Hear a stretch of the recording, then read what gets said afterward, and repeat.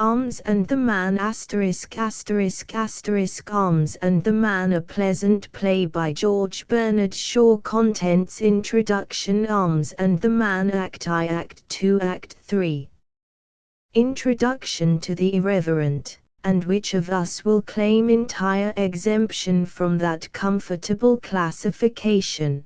There is something very amusing in the attitude of the orthodox criticism toward Bernard Shaw. He so obviously disregards all the canons and unities and other things which every well-bred dramatist is bound to respect that his work is really unworthy of serious criticism, orthodox. Indeed, he knows no more about the dramatic art than, according to his own story in The Man of Destiny, Napoleon at Tavezzano knew of the art of war. But both men were successes each in his way. The latter won victories and the former gained audiences, in the very teeth of the accepted theories of war and the theatre. Shaw does not know that it is unpardonable sin to have his characters make long speeches at one another, apparently thinking that this embargo applies only to long speeches which consist mainly of bombast and rhetoric. There never was an author who showed less predilection for a specific medium by which to accomplish his results. He recognized, early in his days, many things awry in the world, and he assumed the task of mundane reformation with a confident spirit. It seems such a small job at 20 to set the times aright. He began as an essayist, but who reads essays nowadays? He then turned novelist with no better success, for no one would read such preposterous stuff as he chose to emit. He only succeeded in proving that absolutely rational men and women, although he has created few of the latter, can be most extremely disagreeable to our conventional way of thinking. As a last resort, he turned to the stage, not that he cared for the dramatic art, for no man seems to care less about art, for art's sake being in this a perfect foil to his brilliant compatriot and contemporary, Wilde. He cast his theories in dramatic forms merely because no other course except silence or physical revolt was open to him. For a long time it seemed as if this resource too was doomed to fail him. But finally he has attained a hearing, and now attempts at suppression merely serve to advertise their victim. It will repay those who seek analogies in literature to compare Shaw with servants. After a life of heroic endeavor, disappointment, slavery, and poverty, the author of Don Quixote gave the world a serious work which caused to be laughed off the world's stage forever the final vestiges of decadent chivalry. The institution had long been outgrown, but its vernacular continued to be the speech and to express the thought of the world, and among the vulgar, as the quaint, old novelist puts it, just as today the novel intended for the consumption of the unenlightened must deal with peers and millionaires and be dressed in stilted language. Marvelously he succeeded, but in a way he least intended. We have not yet, after so many years, determined whether it is a work to laugh or cry over. It is our joyfulest modern book, says Carlyle, while Landor thinks that readers who see nothing more than a burlesque in Don Quixote have but shallow appreciation of the work. Shaw in like manner comes upon the scene when many of our social usages are outworn. He sees the fact, announces it, and we burst into guffaws. The continuous laughter which greets Shaw's plays arises from a real contrast in the point of view of the dramatist and his audiences. When Pinerow or Jones describes a whimsical situation, we never doubt for a moment that the author's point of view is our own and that the abnormal predicament of his characters appeals to him in the same light as to his audience. With Shaw, this sense of community of feeling is wholly lacking. He describes things as he sees them, and the house is in a roar. Who is right? If we were really using our own senses and not gazing through the glasses of convention and romance and make-believe, should we see things as Shaw does? Must it not cause Shaw to doubt his own or the public's sanity to hear audiences laughing boisterously over tragic situations? And yet, if they did not come to laugh, they would not come at all. Mockery is the price he must pay for a hearing. Or has he calculated to a nicety the power of reaction? Does he seek to drive us to aspiration by the portrayal of sordidness, to disinterestedness by the picture of selfishness, to illusion by disillusionment? It is impossible to believe that he is unconscious of the humor of his dramatic situations, yet he stoically gives no sign. He even dares the charge, terrible in proportion to its truth, which the most serious of us shrinks from, the lack of a sense of humor. Men would rather have their integrity impugned.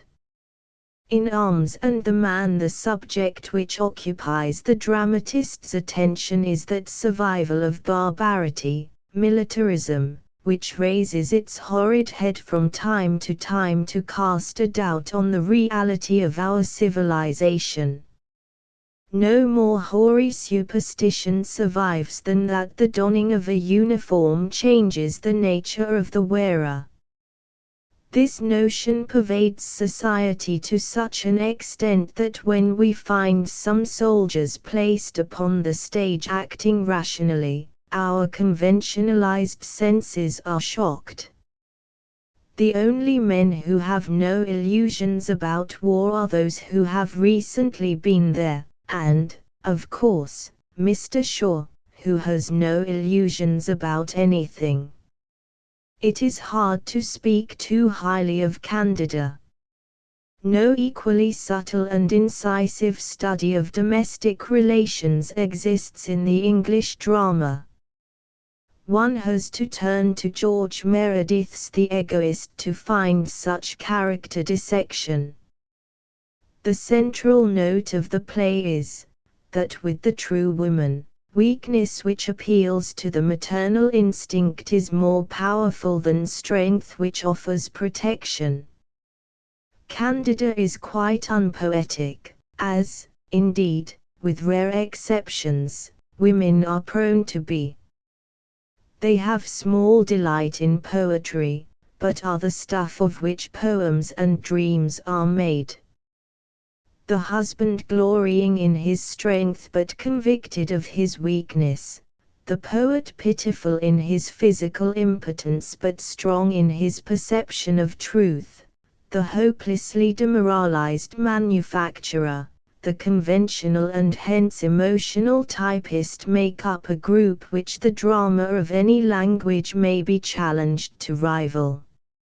In The Man of Destiny, the object of the dramatist is not so much the destruction as the explanation of the Napoleonic tradition, which has so powerfully influenced generation after generation for a century.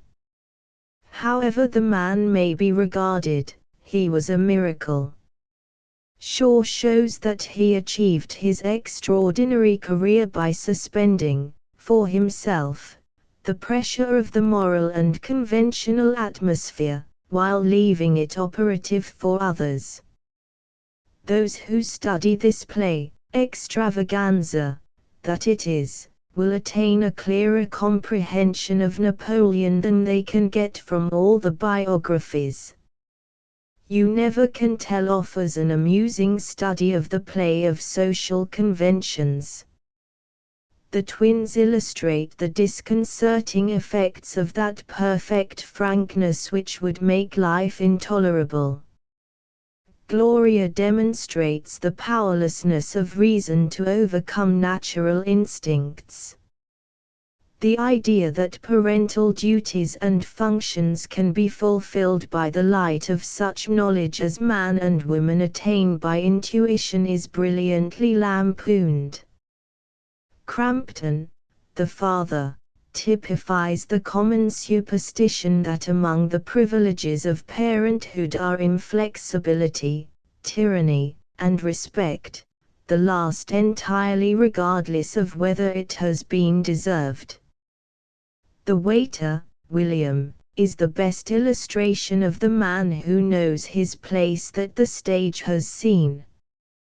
He is the most pathetic figure of the play. One touch of verisimilitude is lacking, none of the guests gives him a tip, yet he maintains his urbanity. As Mr. Shaw has not yet visited America, he may be unaware of the improbability of this situation. To those who regard literary men merely as purveyors of amusement for people who have not wit enough to entertain themselves, Ibsen and Shaw, Maeterlinck and Gorky must remain enigmas. It is so much pleasanter to ignore than to face unpleasant realities, to take Riverside Drive and not Mulberry Street as the exponent of our life and the expression of our civilization. These men are the sappers and miners of the advancing army of justice. The audience which demands the truth and despises the contemptible conventions that dominate alike our stage and our life is daily growing. Shaw and men like him, if indeed he is not absolutely unique, will not for the future lack a hearing. M. Arms and the Man Acti Night. A lady's bedchamber in Bulgaria, in a small town near the Dragoman Pass. It is late in November in the year 1885, and through an open window with a little balcony on the left can be seen a peak of the Balkans, wonderfully white and beautiful in the starlit snow. The interior of the room is not like anything to be seen in the east of Europe. It is half rich Bulgarian, half cheap Viennese.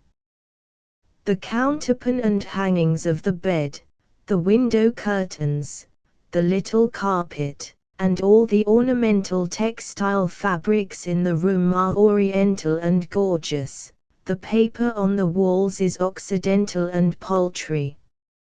Above the head of the bed, which stands against a little wall cutting off the right-hand corner of the room diagonally, is a painted wooden shrine, blue and gold, with an ivory image of Christ, and a light hanging before it in a pierced metal ball suspended by 3 chains. On the left, further forward, is an ottoman. The washstand, against the wall on the left, consists of an enameled iron basin with a pail beneath it in a painted metal frame, and a single towel on the rail at the side. A chair near it is Austrian bent wood, with cane seat. The dressing table, between the bed and the window, is an ordinary pine table, covered with a cloth of many colors, but with an expensive toilet mirror on it. The door is on the right, and there is a chest of drawers between the door and the bed. This chest of drawers is also covered by a variegated native cloth, and on it there is a pile of paper-backed novels, a box of chocolate creams, and a miniature easel, on which is a large photograph of an extremely handsome officer, whose lofty bearing and magnetic glance can be felt even from the portrait. The room is lighted by a candle on the chest of drawers, and another on the dressing table, with a box of matches beside it. The window is hinged doorwise and stands wide open, folding back to the left. Outside a pair of wooden shutters, opening outwards, also stand open. On the balcony, a young lady, intensely conscious of the romantic beauty of the night, and of the fact that her own youth and beauty is a part of it, is on the balcony, gazing at the snowy Balkans. She is covered by a long mantle of furs, worth, on a moderate estimate, about 3 times the furniture of her room. Her reverie is interrupted by her mother, Catherine Pekoff, a woman over 40, imperiously energetic, with magnificent black hair and eyes, who might be a very splendid specimen of the wife of a mountain farmer, but is determined to be a Viennese lady, and to that end wears a fashionable tea gown on all occasions. Catherine, entering hastily, full of good news. Raina, she pronounces it Raina, with the stress on the E. Raina, she goes to the bed, expecting to find Raina there.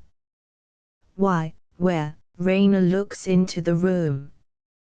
Heavens! Child, are you out in the night air instead of in your bed? You'll catch your death. Luca told me you were asleep. Raina. Coming in. I sent her away. I wanted to be alone. The stars are so beautiful. What is the matter? Catherine. Such news. There has been a battle. Raina. Her eyes dilating. Ah. She throws the cloak on the ottoman, and comes eagerly to Catherine in her nightgown, a pretty garment, but evidently the only one she has on. Catherine. A great battle at Slivnitsa. A victory. And it was won by Sergius. Raina. With a cry of delight. Ah. Rapturously. Oh, mother.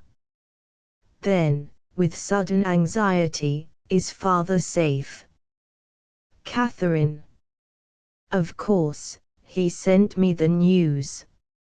Sergius is the hero of the hour, the idol of the regiment.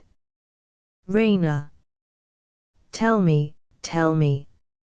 How was it? Ecstatically, oh, mother, mother, mother. Raina pulls her mother down on the ottoman, and they kiss one another frantically. Catherine. With surging enthusiasm. You can't guess how splendid it is. A cavalry charge, think of that. He defied our Russian commanders, acted without orders, led a charge on his own responsibility, headed it himself, was the first man to sweep through their guns. Can't you see it, Raina, our gallant splendid Bulgarians with their swords and eyes flashing, thundering down like an avalanche and scattering the wretched Servian dandies like chaff? And you kept Sergius waiting a year before you would be betrothed to him. Oh, if you have a drop of Bulgarian blood in your veins, you will worship him when he comes back. Raina. What will he care for my poor little worship after the acclamations of a whole army of heroes? But no matter, I am so happy, so proud.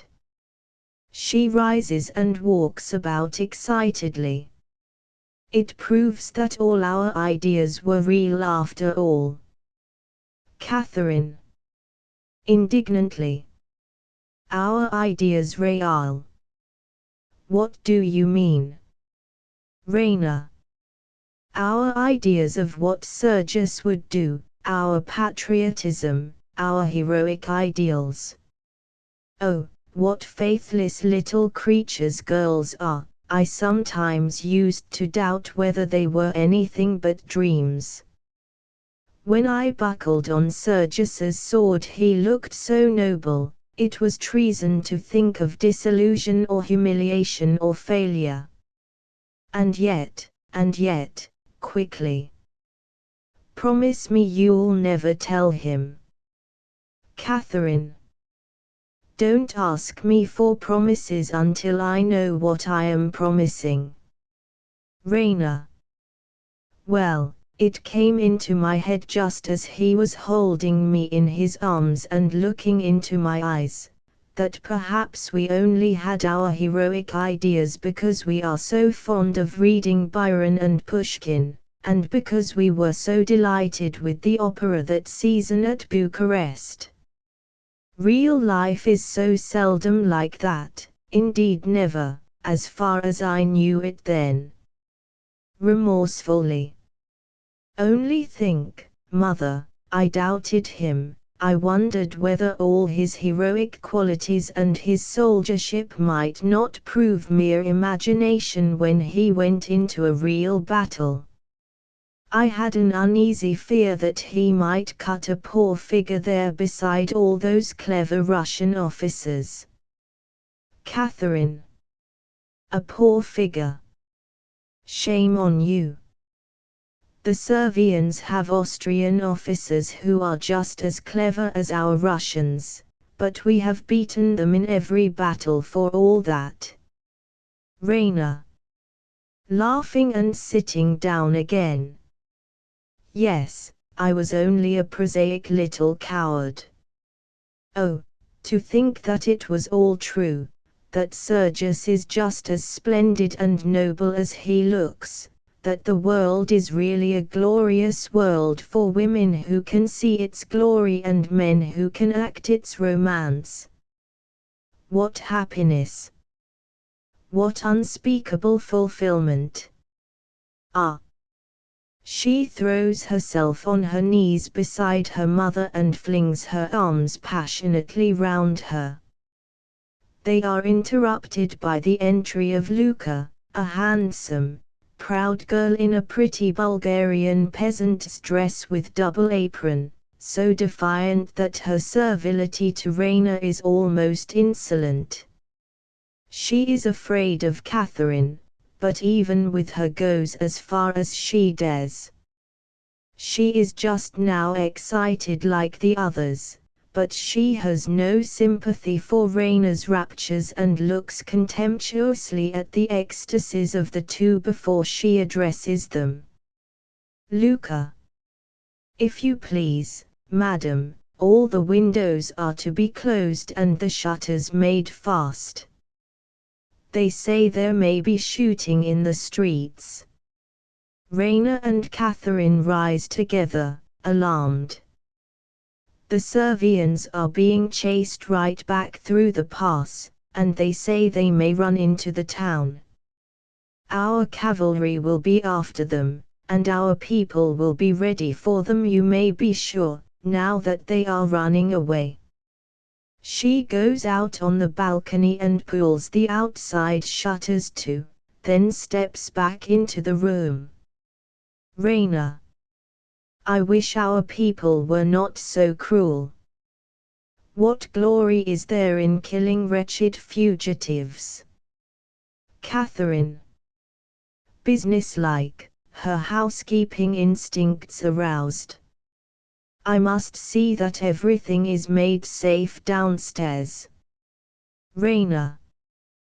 To Luca. Leave the shutters so that I can just close them if I hear any noise. Catherine. Authoritatively, turning on her way to the door.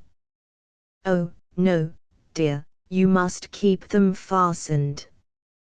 You would be sure to drop off to sleep and leave them open. Make them fast, Luca. Luca. Yes, madam. She fastens them. Raina. Don't be anxious about me. The moment I hear a shot, I shall blow out the candles and roll myself up in bed with my ears well covered. Catherine. Quite the wisest thing you can do, my love. Good night. Raina. Good night. They kiss one another, and Raina's emotion comes back for a moment. Wish me joy of the happiest night of my life, if only there are no fugitives. Catherine. Go to bed, dear, and don't think of them. She goes out. Luca. Secretly, to Raina. If you would like the shutters open, just give them a push like this. She pushes them, they open, she pulls them to again. One of them ought to be bolted at the bottom, but the bolt's gone. Raina. With dignity, reproving her. Thanks, Luca, but we must do what we are told. Luca makes a grimace. Good night. Luca. Carelessly. Good night. She goes out, swaggering. Raina, left alone, goes to the chest of drawers, and adores the portrait there with feelings that are beyond all expression. She does not kiss it or press it to her breast, or show it any mark of bodily affection, but she takes it in her hands and elevates it like a priestess. Raina. Looking up at the picture with worship. Oh, I shall never be unworthy of you any more, my hero, never, never, never. She replaces it reverently, and selects a novel from the little pile of books. She turns over the leaves dreamily, finds her page, turns the book inside out at it, and then, with a happy sigh, gets into bed and prepares to read herself to sleep. But before abandoning herself to fiction, she raises her eyes once more, thinking of the blessed reality, and murmurs, "My hero! My hero!" A distant shot breaks the quiet of the night outside. She starts, listening, and two more shots, much nearer, follow, startling her so that she scrambles out of bed, and hastily blows out the candle on the chest of drawers. Then, putting her fingers in her ears, she runs to the dressing table and blows out the light there, and hurries back to bed. The room is now in darkness, nothing is visible but the glimmer of the light in the pierced ball before the image, and the starlight seen through the slits at the top of the shutters. The firing breaks out again. There is a startling fusillade quite close at hand. Whilst it is still echoing, the shutters disappear, pulled open from without, and for an instant the rectangle of snowy starlight flashes out with the figure of a man in black upon it. The shutters close immediately and the room is dark again. But the silence is now broken by the sound of panting. Then there is a scrape, and the flame of a match is seen in the middle of the room. Raina. Crouching on the bed. Who's there? The match is out instantly. Who's there? Who is that? A man's voice. In the darkness, subduedly, but threateningly. Pshaw, pshaw. Don't call out or you'll be shot. Be good, and no harm will happen to you. She is heard leaving her bed, and making for the door. Take care, there's no use in trying to run away. Remember, if you raise your voice my pistol will go off. Commandingly. Strike a light and let me see you. Do you hear? Another moment of silence and darkness. Then she is heard retreating to the dressing table. She lights a candle, and the mystery is at an end. A man of about 35, in a deplorable plight, bespattered with mud and blood and snow, his belt and the strap of his revolver case keeping together the torn ruins of the blue coat of a Servian artillery officer. As far as the candlelight and his unwashed, unkempt condition make it possible to judge, he is a man of middling stature and undistinguished appearance, with strong neck and shoulders, a roundish, obstinate-looking head covered with short crisp bronze curls, clear quick blue eyes and good brows and mouth, a hopelessly prosaic nose like that of a strong-minded baby, trim soldier-like carriage and energetic manner, and with all his wits about him in spite of his desperate predicament, even with a sense of humor of it, without, however, the least intention of trifling with it or throwing away a chance. He reckons up what he can guess about Raina, her age, her social position, her character, the extent to which she is frightened, at a glance, and continues, more politely but still most determinedly, "Excuse my disturbing you, but you recognize my uniform, Servian. If I'm caught I shall be killed." Determinedly. Do you understand that? Raina. Yes. Man. Well, I don't intend to get killed if I can help it. Still more determinedly. Do you understand that? He locks the door with a snap. Raina. Disdainfully. I suppose not.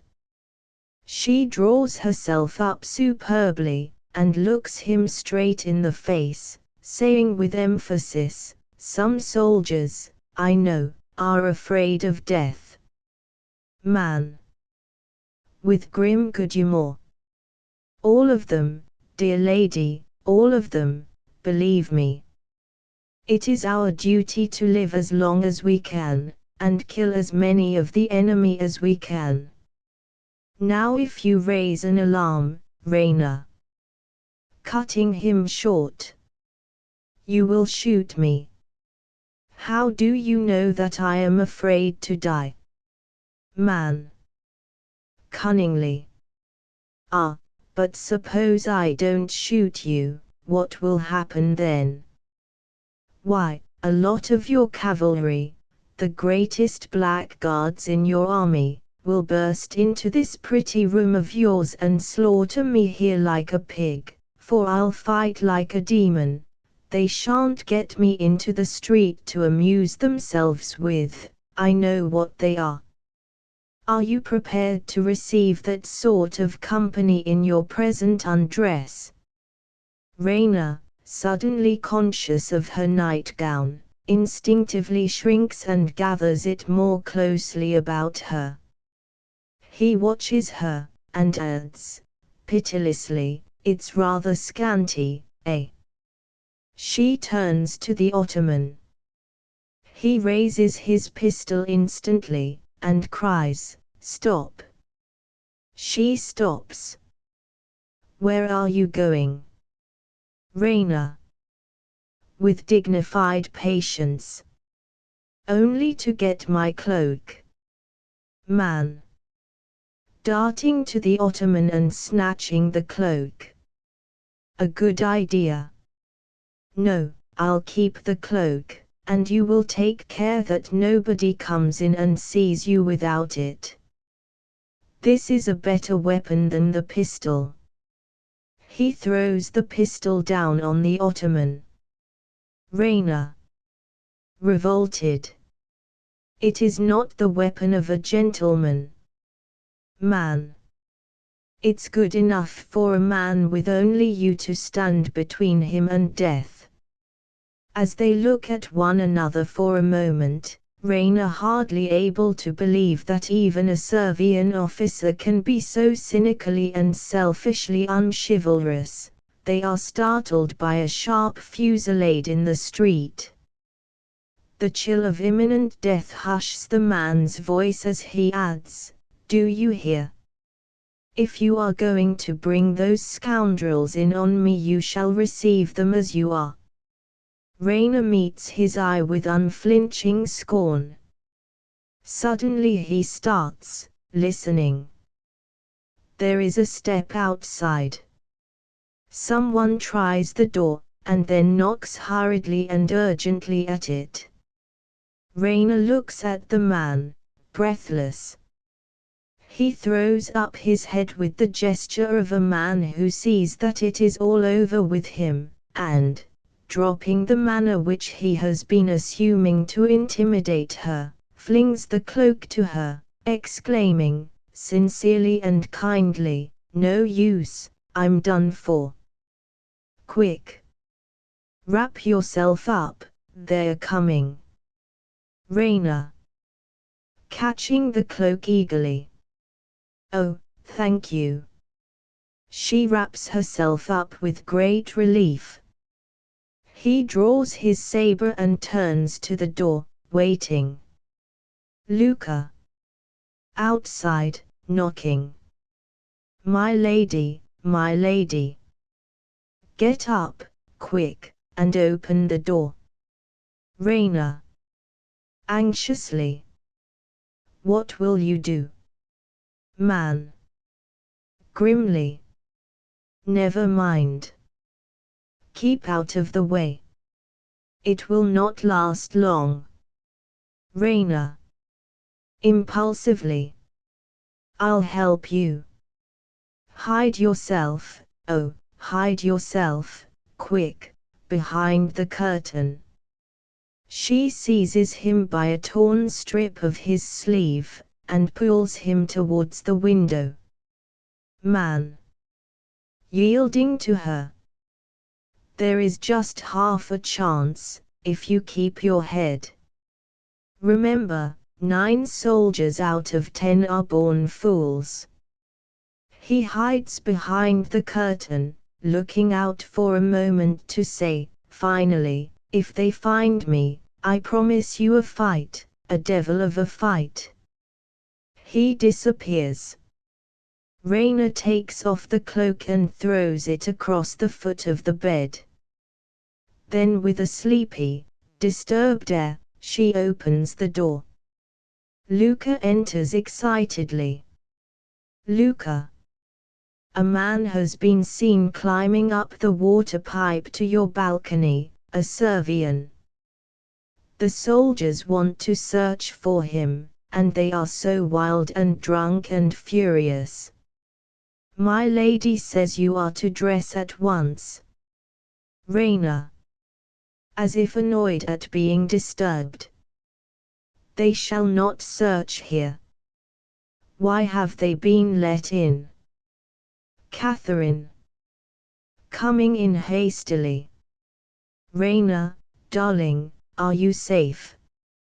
Have you seen anyone or heard anything? Raina. I heard the shooting. Surely the soldiers will not dare come in here. Catherine. I have found a Russian officer, thank heaven, he knows Sergius. Speaking through the door to someone outside. Sir, will you come in now? My daughter is ready. A young Russian officer, in Bulgarian uniform, enters, sword in hand. The officer, with soft, feline politeness and stiff military carriage. Good evening, gracious lady, I am sorry to intrude, but there is a fugitive hiding on the balcony. Will you and the gracious lady your mother please to withdraw whilst we search? Raina, petulantly. Nonsense, sir, you can see that there is no one on the balcony. She throws the shutters wide open and stands with her back to the curtain where the man is hidden, pointing to the moonlit balcony. A couple of shots are fired right under the window, and a bullet shatters the glass opposite Raina, who winks and gasps, but stands her ground, whilst Catherine screams, and the officer rushes to the balcony. The officer, on the balcony, shouting savagely down to the street.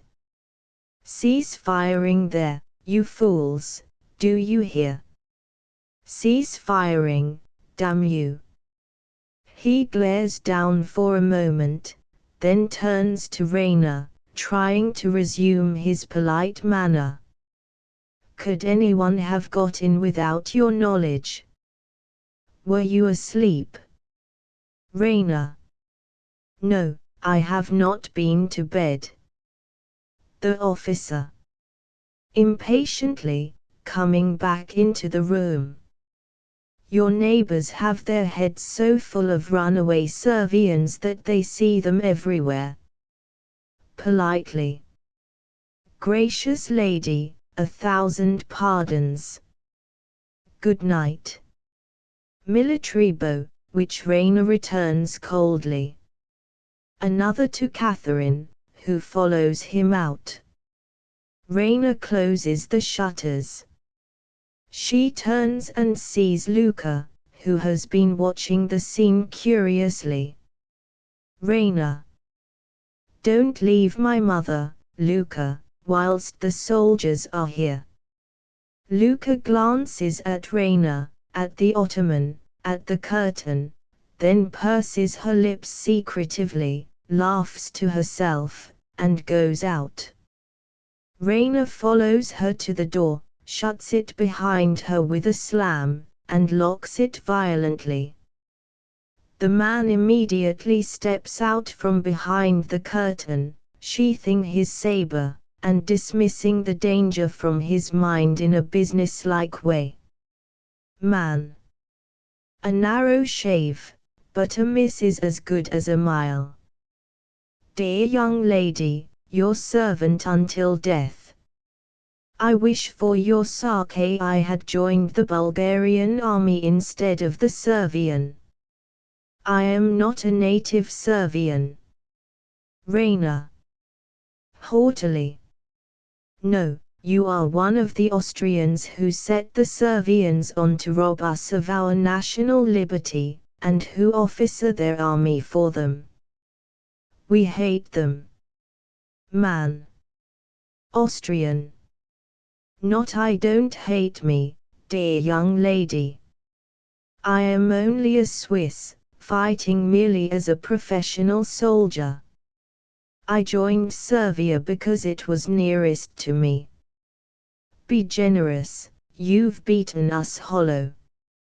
Raina. Have I not been generous? Man. Noble, heroic. But I'm not saved yet. This particular rush will soon pass through, but the pursuit will go on all night by fits and starts. I must take my chance to get off during a quiet interval. You don't mind my waiting just a minute or two, do you? Raina. Oh, no, I am sorry you will have to go into danger again. Motioning towards Ottoman. Won't you sit? She breaks off with an irrepressible cry of alarm as she catches sight of the pistol. The man, all nerves, shies like a frightened horse. Man. Irritably. Don't frighten me like that. What is it? Raina. Your pistol. It was staring that officer in the face all the time. What an escape. Man. Vexed at being unnecessarily terrified. Oh, is that all? Raina. Staring at him rather superciliously, conceiving a poorer and poorer opinion of him, and feeling proportionately more and more at her ease with him. I am sorry I frightened you. She takes up the pistol and hands it to him. Pray take it to protect yourself against me. Man. Grinning wearily at the sarcasm as he takes the pistol.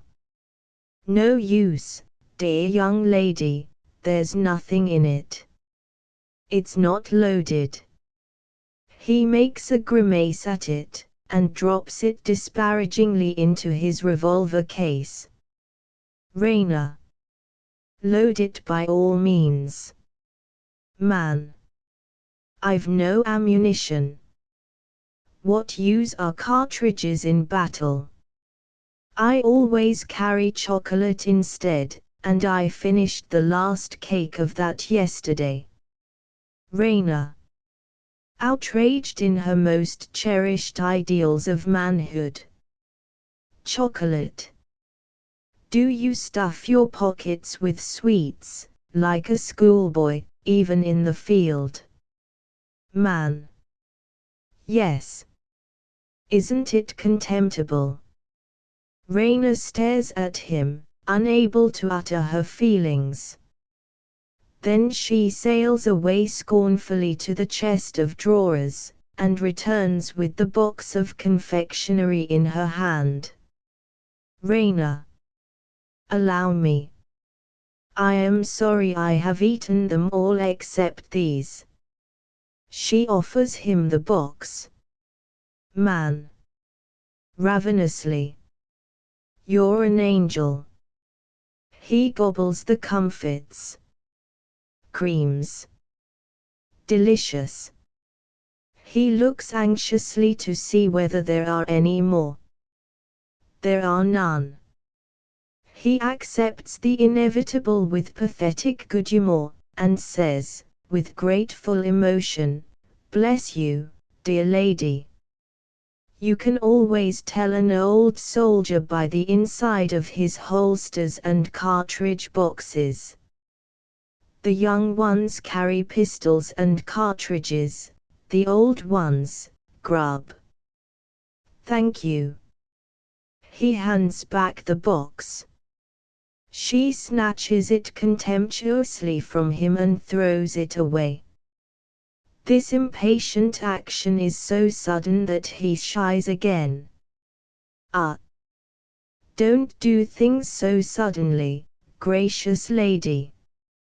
Don't revenge yourself because I frightened you just now. Raina. Superbly. Frighten me.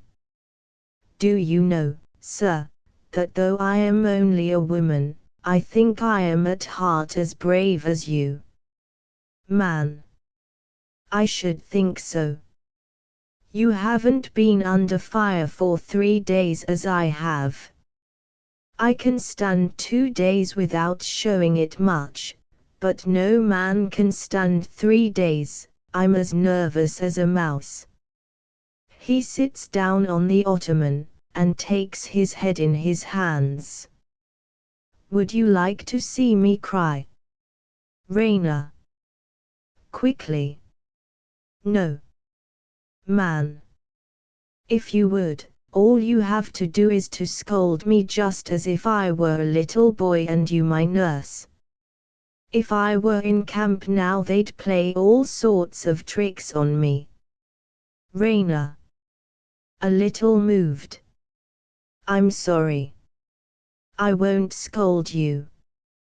Touched by the sympathy in her tone, he raises his head and looks gratefully at her, She immediately draws back and says stiffly, "You must excuse me, our soldiers are not like that."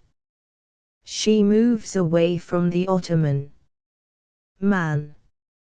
Oh, yes, they are. There are only two sorts of soldiers, old ones and young ones. I've served 14 years, half of your fellows never smelled powder before. Why, how is it that you've just beaten us? Sheer ignorance of the art of war, nothing else. Indignantly. I never saw anything so unprofessional. Raina. Ironically. Oh, was it unprofessional to beat you? Man. Well, come, is it professional to throw a regiment of cavalry on a battery of machine guns, with the dead certainty that if the guns go off not a horse or man will ever get within 50 yards of the fire? I couldn't believe my eyes when I saw it. Raina. Eagerly turning to him, as all her enthusiasm and her dream of glory rush back on her. Did you see the great cavalry charge? Oh, tell me about it. Describe it to me.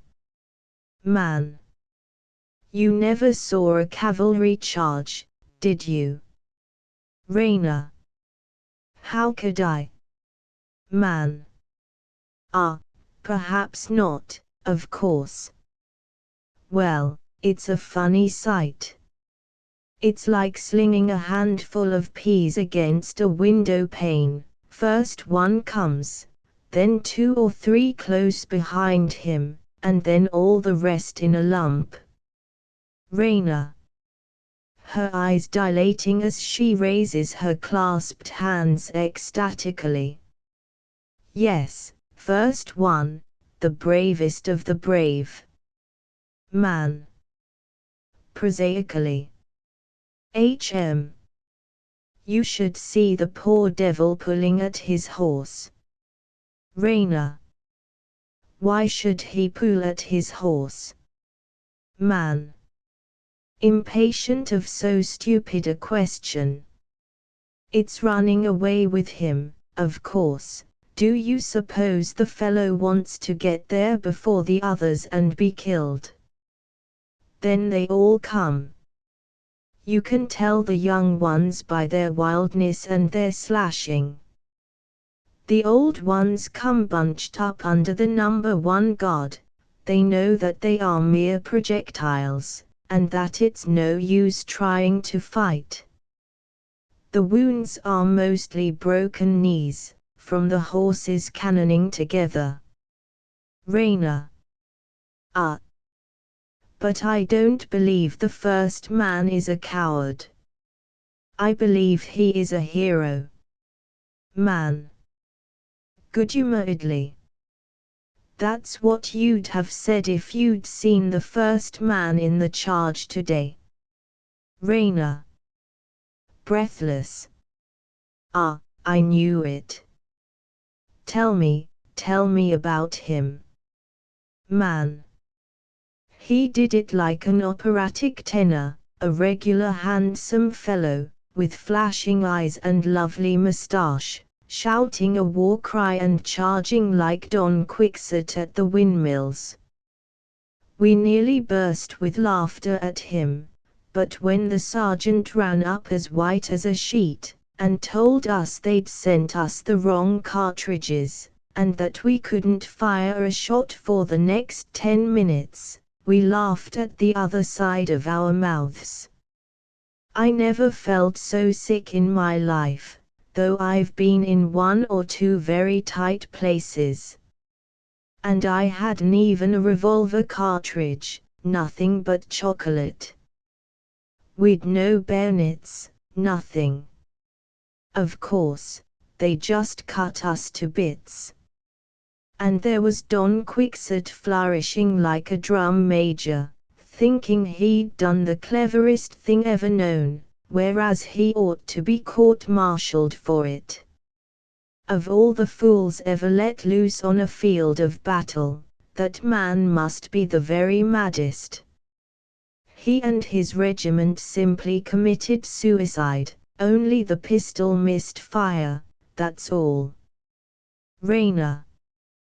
Deeply wounded, but steadfastly loyal to her ideals. Indeed. Would you know him again if you saw him? Man. Shall I ever forget him? She again goes to the chest of drawers. He watches her with a vague hope that she may have something else for him to eat. She takes the portrait from its stand and brings it to him. Raina.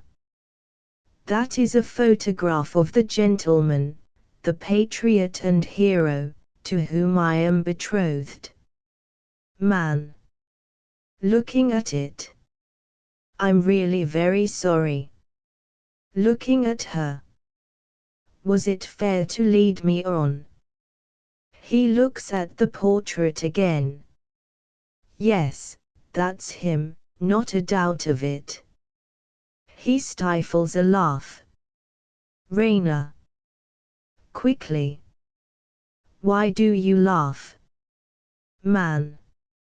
Shamefacedly, but still greatly tickled.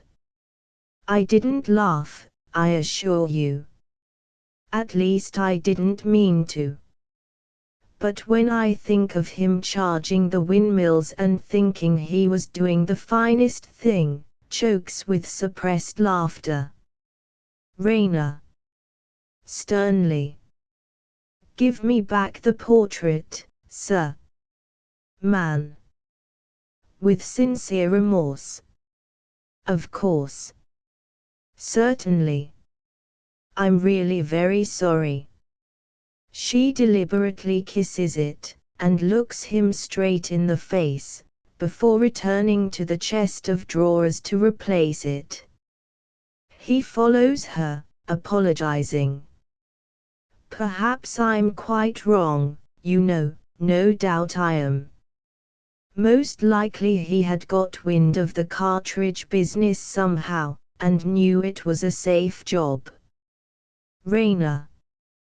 That is to say, he was a pretender and a coward.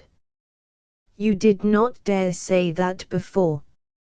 Man. With a comic gesture of despair. It's no use, dear lady, I can't make you see it from the professional point of view. As he turns away to get back to the ottoman, the firing begins again in the distance. Raina. Sternly, as she sees him listening to the shots. So much the better for you. Man. Turning. How? Raina. You are my enemy, and you are at my mercy. What would I do if I were a professional soldier? Man. Ah, true, dear young lady, you're always right. I know how good you have been to me, to my last hour I shall remember those 3 chocolate creams. It was unsoldierly, but it was angelic. Raina. Coldly. Thank you. And now I will do a soldierly thing. You cannot stay here after what you have just said about my future husband, but I will go out on the balcony and see whether it is safe for you to climb down into the street. She turns to the window. Man. Changing countenance. Down that water pipe. Stop. Wait. I can't. I daren't. The very thought of it makes me giddy. I came up it fast enough with death behind me. But to face it now in cold blood, he sinks on the ottoman. It's no use, I give up, I'm beaten. Give the alarm. He drops his head in his hands in the deepest dejection. Raina, disarmed by pity. Come, don't be disheartened. She stoops over him almost maternally. He shakes his head. Oh, you are a very poor soldier, a chocolate cream soldier. Come, cheer up, it takes less courage to climb down than to face capture, remember that. Man. Dreamily, lulled by her voice. No, capture only means death, and death is sleep, oh, sleep, sleep, sleep, undisturbed sleep. Climbing down the pipe means doing something, exerting myself, thinking. Death 10 times over first. Raina. Softly and wonderingly, catching the rhythm of his weariness. Are you so sleepy as that? Man. I've not had 2 hours undisturbed sleep since the war began. I'm on the staff, you don't know what that means. I haven't closed my eyes for 36 hours. Raina. Desperately. But what am I to do with you? Man. Staggering up. Of course I must do something. He shakes himself, pulls himself together, and speaks with rallied vigor and courage. You see, sleep or no sleep, hunger or no hunger, tired or not tired, you can always do a thing when you know it must be done. Well, that pipe must be got down. He hits himself on the chest, and adds, do you hear that, you chocolate cream soldier? He turns to the window. Raina. Anxiously. But if you fall? Man. I shall sleep as if the stones were a feather bed. Goodbye. He makes boldly for the window, and his hand is on the shutter when there is a terrible burst of firing in the street beneath. Raina. Rushing to him. Stop. She catches him by the shoulder, and turns him quite round. They'll kill you. Man. Coolly, but attentively. Never mind, this sort of thing is all in my day's work. I'm bound to take my chance. Decisively. Now do what I tell you. Put out the candles, so that they shan't see the light when I open the shutters. And keep away from the window, whatever you do. If they see me, they're sure to have a shot at me. Raina. Clinging to him. They're sure to see you, it's bright moonlight. I'll save you, oh, how can you be so indifferent? You want me to save you, don't you? Man. I really don't want to be troublesome. She shakes him in her impatience. I am not indifferent, dear young lady, I assure you. But how is it to be done? Raina. Come away from the window, please. She coaxes him back to the middle of the room. He submits humbly. She releases him, and addresses him patronizingly. Now listen. You must trust to our hospitality. You do not yet know in whose house you are. I am a Pekhov. Man. What's that? Raina. Rather indignantly. I mean that I belong to the family of the Pekhovs, the richest and best known in our country. Man. Oh, yes, of course. I beg your pardon. The Peckoffs, to be sure. How stupid of me. Raina. You know you never heard of them until this minute. How can you stoop to pretend? Man. Forgive me, I'm too tired to think, and the change of subject was too much for me. Don't scold me.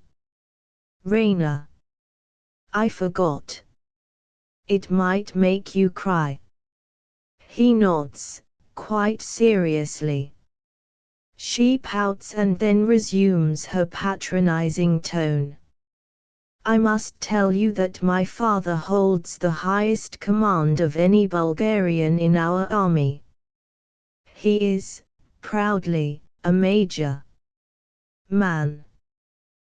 Pretending to be deeply impressed. A major. Bless me. Think of that. Raina. You showed great ignorance in thinking that it was necessary to climb up to the balcony, because ours is the only private house that has 2 rows of windows. There is a flight of stairs inside to get up and down by. Man. Stairs. How grand. You live in great luxury indeed, dear young lady. Raina. Do you know what a library is? Man. A library. A room full of books. Raina. Yes, we have one, the only one in Bulgaria. Man. Actually a real library. I should like to see that. Raina. Affectedly.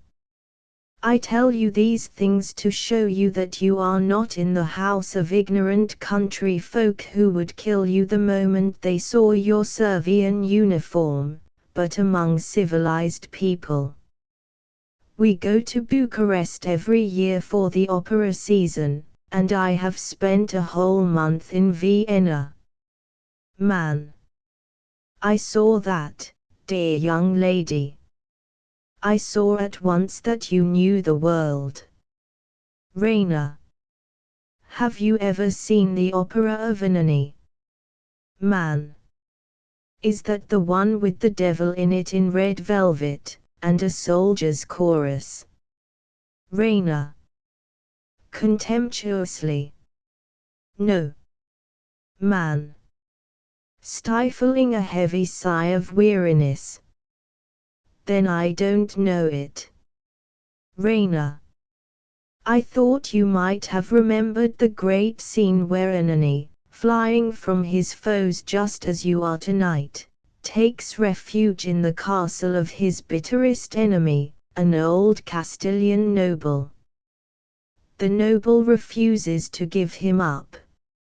His guest is sacred to him. Man. Quickly waking up a little. Have your people got that notion? Raina. With dignity. My mother and I can understand that notion, as you call it. And if instead of threatening me with your pistol as you did, you had simply thrown yourself as a fugitive on our hospitality, you would have been as safe as in your father's house. Man. Quite sure. Raina. Turning her back on him in disgust. Oh, it is useless to try and make you understand. Man. Don't be angry, you see how awkward it would be for me if there was any mistake. My father is a very hospitable man, he keeps 6 hotels, but I couldn't trust him as far as that. What about your father? Raina. He is away at Slivnitsa fighting for his country. I answer for your safety. There is my hand in pledge of it. Will that reassure you? She offers him her hand. Man. Looking dubiously at his own hand.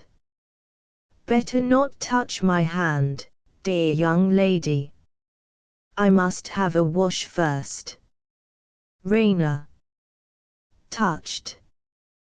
That is very nice of you.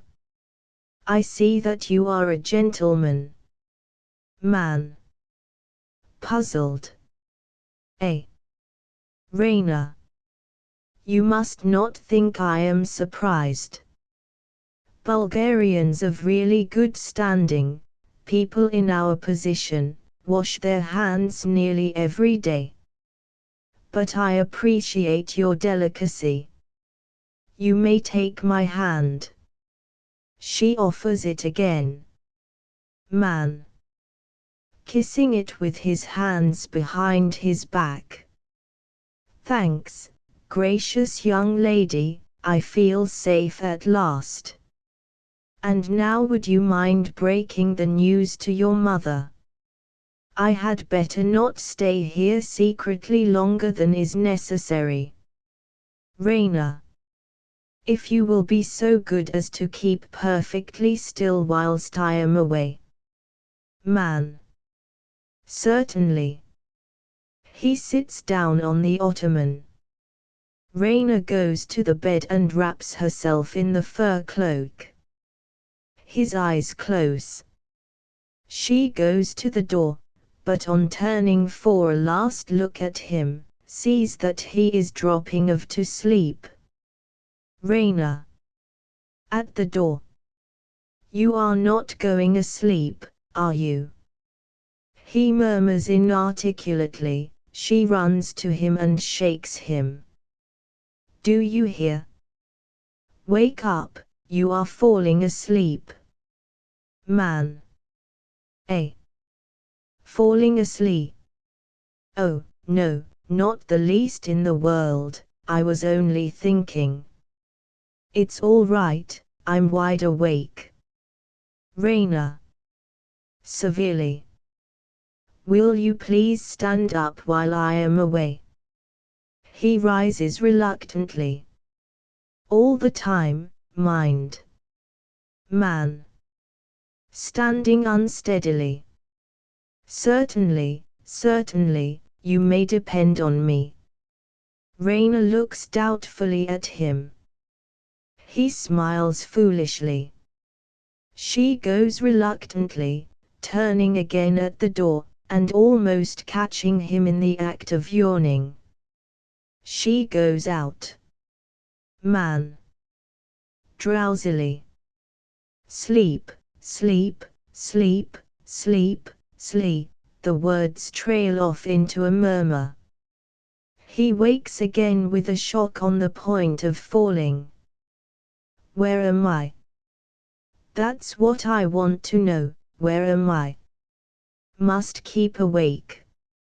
Nothing keeps me awake except danger, remember that, intently, danger, danger, danger, Dan, where's danger? Must find it.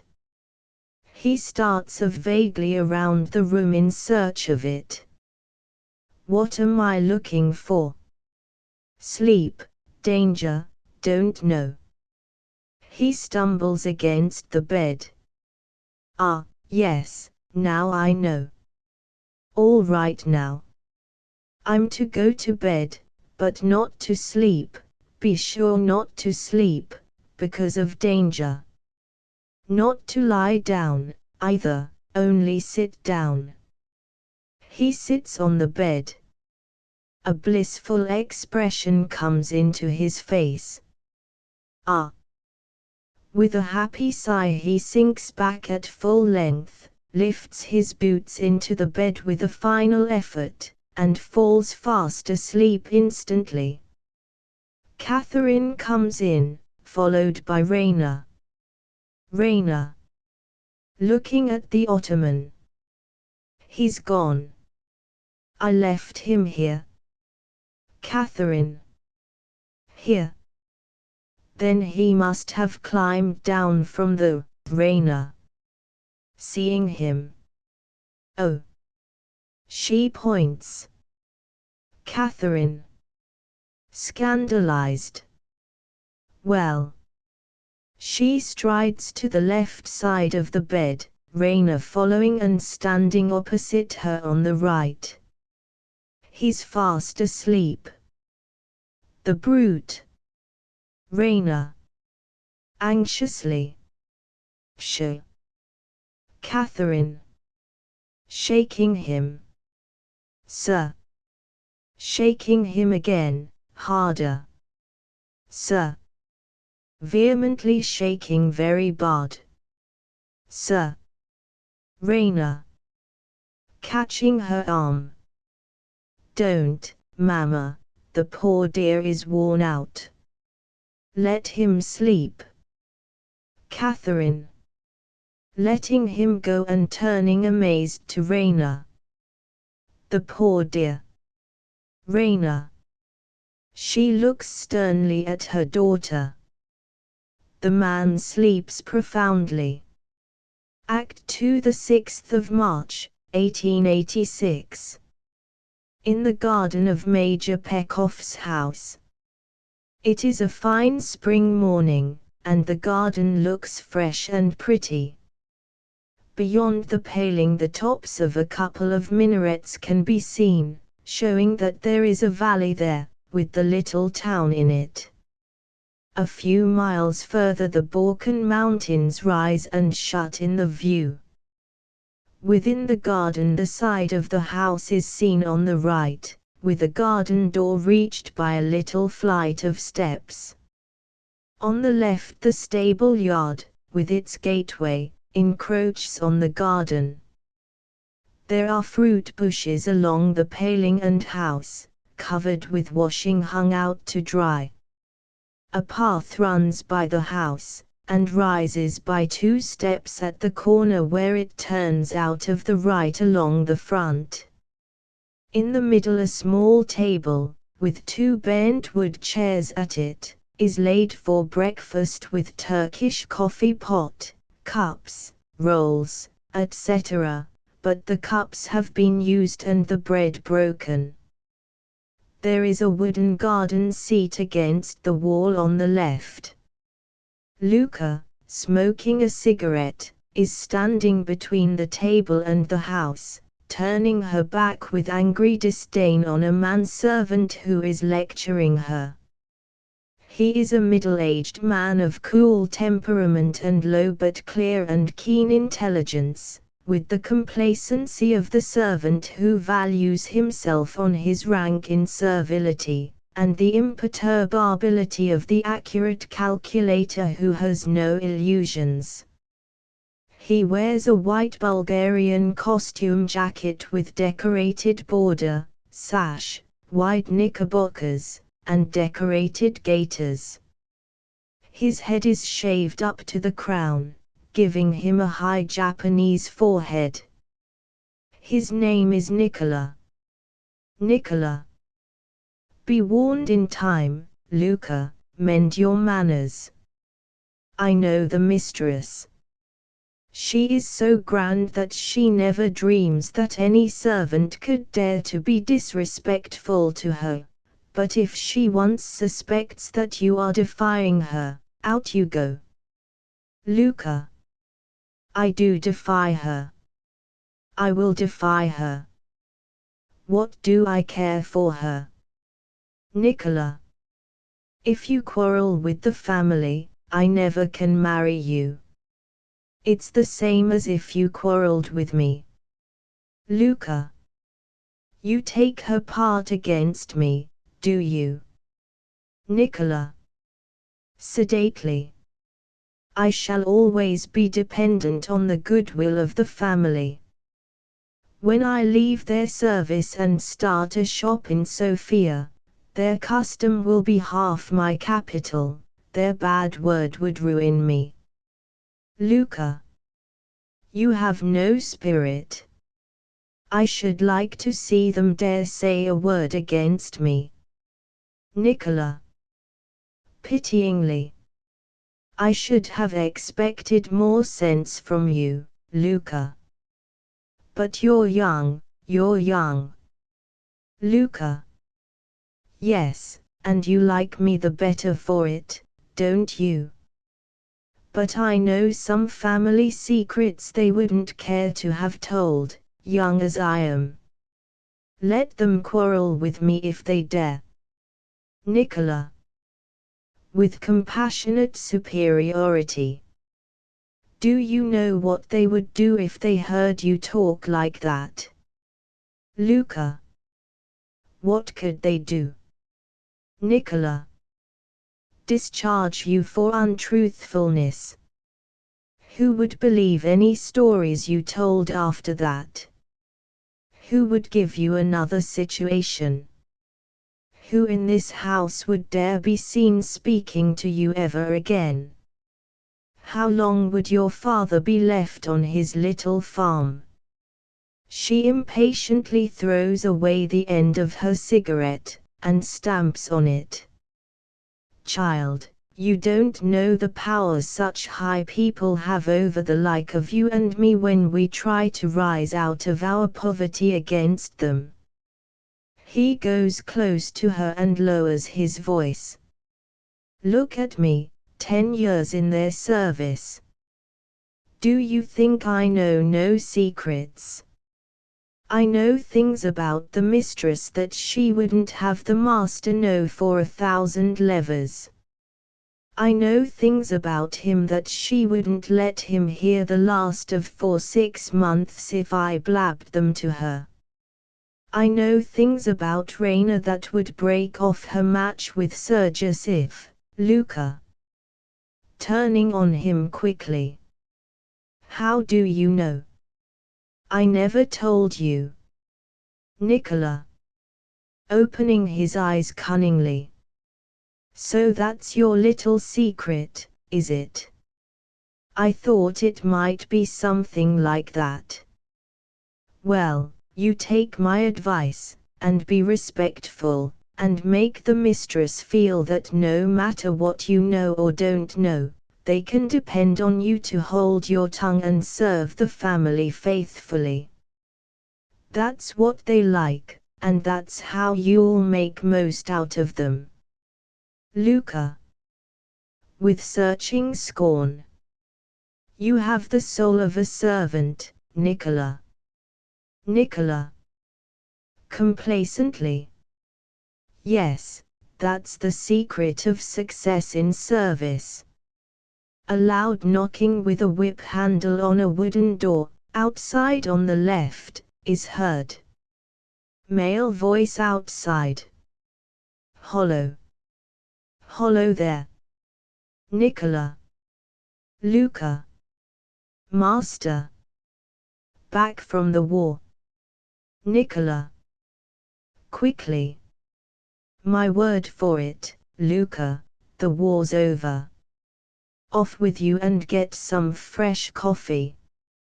He runs out into the stable yard. Luca.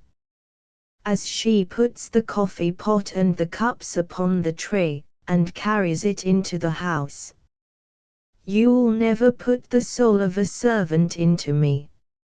Major Pekoff comes from the stable yard, followed by Nicola. He is a cheerful, excitable, insignificant, unpolished man of about 50, naturally unambitious except as to his income and his importance in local society, but just now greatly pleased with the military rank which the war has thrust on him as a man of consequence in his town.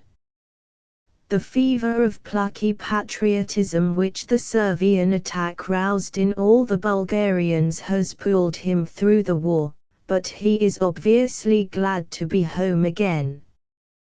Pekoff. Pointing to the table with his whip. Breakfast out here, eh? Nicola. Yes, sir. The mistress and Miss Raina have just gone in. Pekoff. Sitting down and taking a roll. Go in and say I've come, and get me some fresh coffee. Nicola. It's coming, sir. He goes to the house door. Luca, with fresh coffee, a clean cup, and a brandy bottle on her tray meets him. Have you told the mistress? Luca. Yes, she's coming. Nicola goes into the house. Luca brings the coffee to the table. Pekoff. Well, the Servians haven't run away with you, have they? Luca. No, sir. Pekoff. That's right. Have you brought me some cognac? Luca. Putting the bottle on the table. Here, sir. Pekoff. That's right. He pours some into his coffee. Catherine, who has at this early hour made only a very perfunctory toilet, and wears a Bulgarian apron over a once brilliant, but now half-worn-out red dressing gown, and a colored handkerchief tied over her thick black hair, with Turkish slippers on her bare feet, comes from the house, looking astonishingly handsome and stately under all the circumstances. Luca goes into the house. Catherine. My dear Paul, what a surprise for us. She stoops over the back of his chair to kiss him. Have they brought you fresh coffee? Pekoff. Yes, Luca's been looking after me. The war's over. The treaty was signed 3 days ago at Bucharest, and the decree for our army to demobilize was issued yesterday. Catherine. Springing erect, with flashing eyes. The war over. Paul, have you let the Austrians force you to make peace? Pekoff. Submissively. My dear, they didn't consult me. What could I do? She sits down and turns away from him. But of course we saw to it that the treaty was an honorable one. It declares peace, Catherine. Outraged. Peace. Pekoff.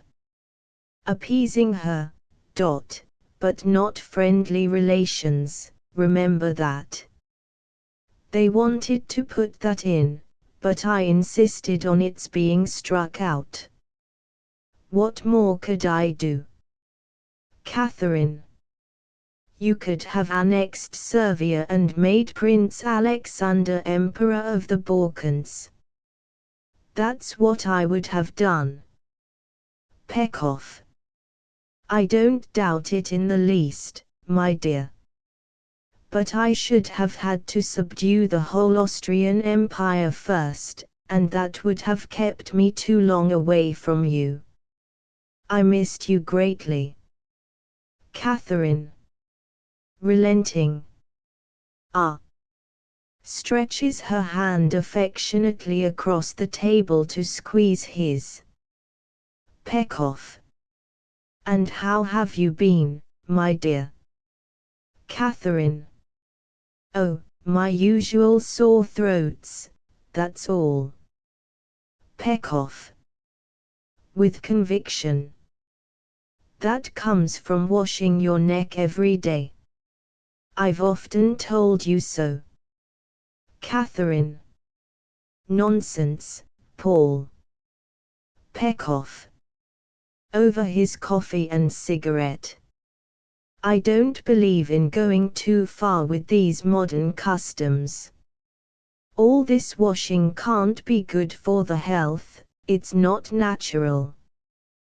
There was an Englishman at Philippopolis who used to wet himself all over with cold water every morning when he got up.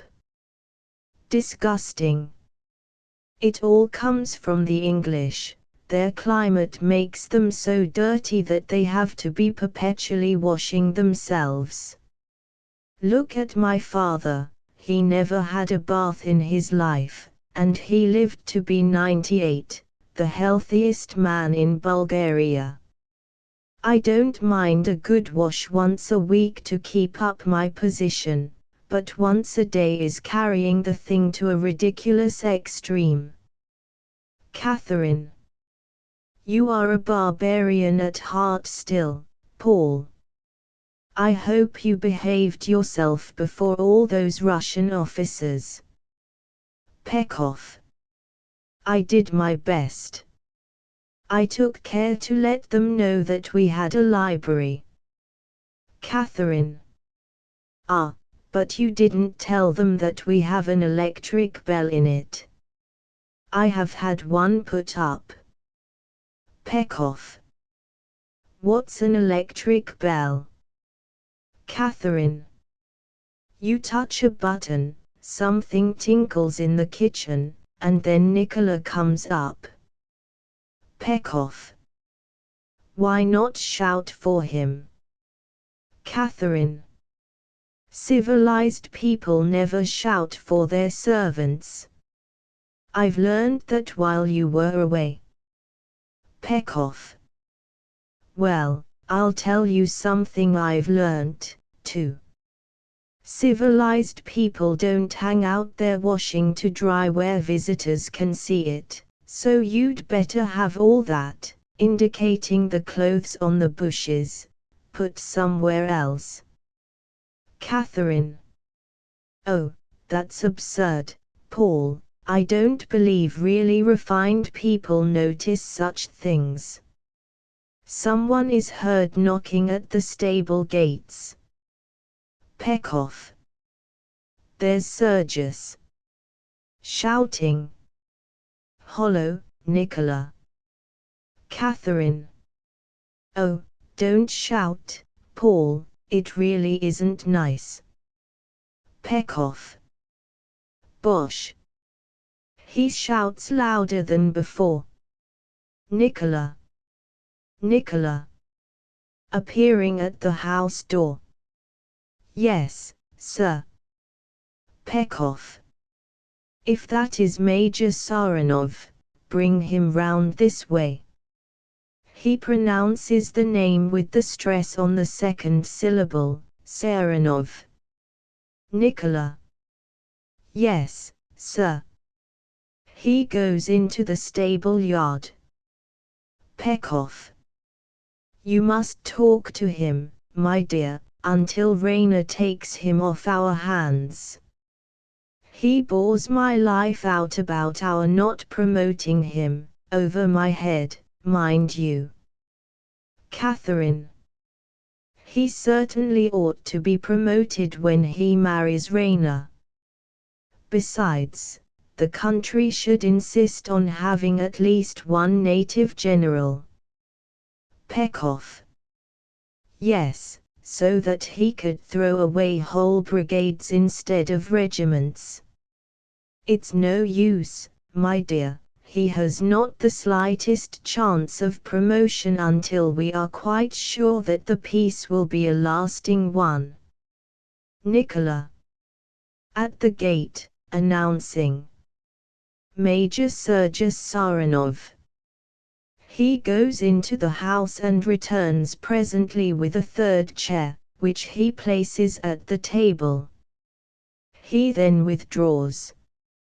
Major Sergius Saranov, the original of the portrait in Raina's room, is a tall, romantically handsome man, with the physical hardihood, the high spirit, and the susceptible imagination of an untamed mountaineer chieftain.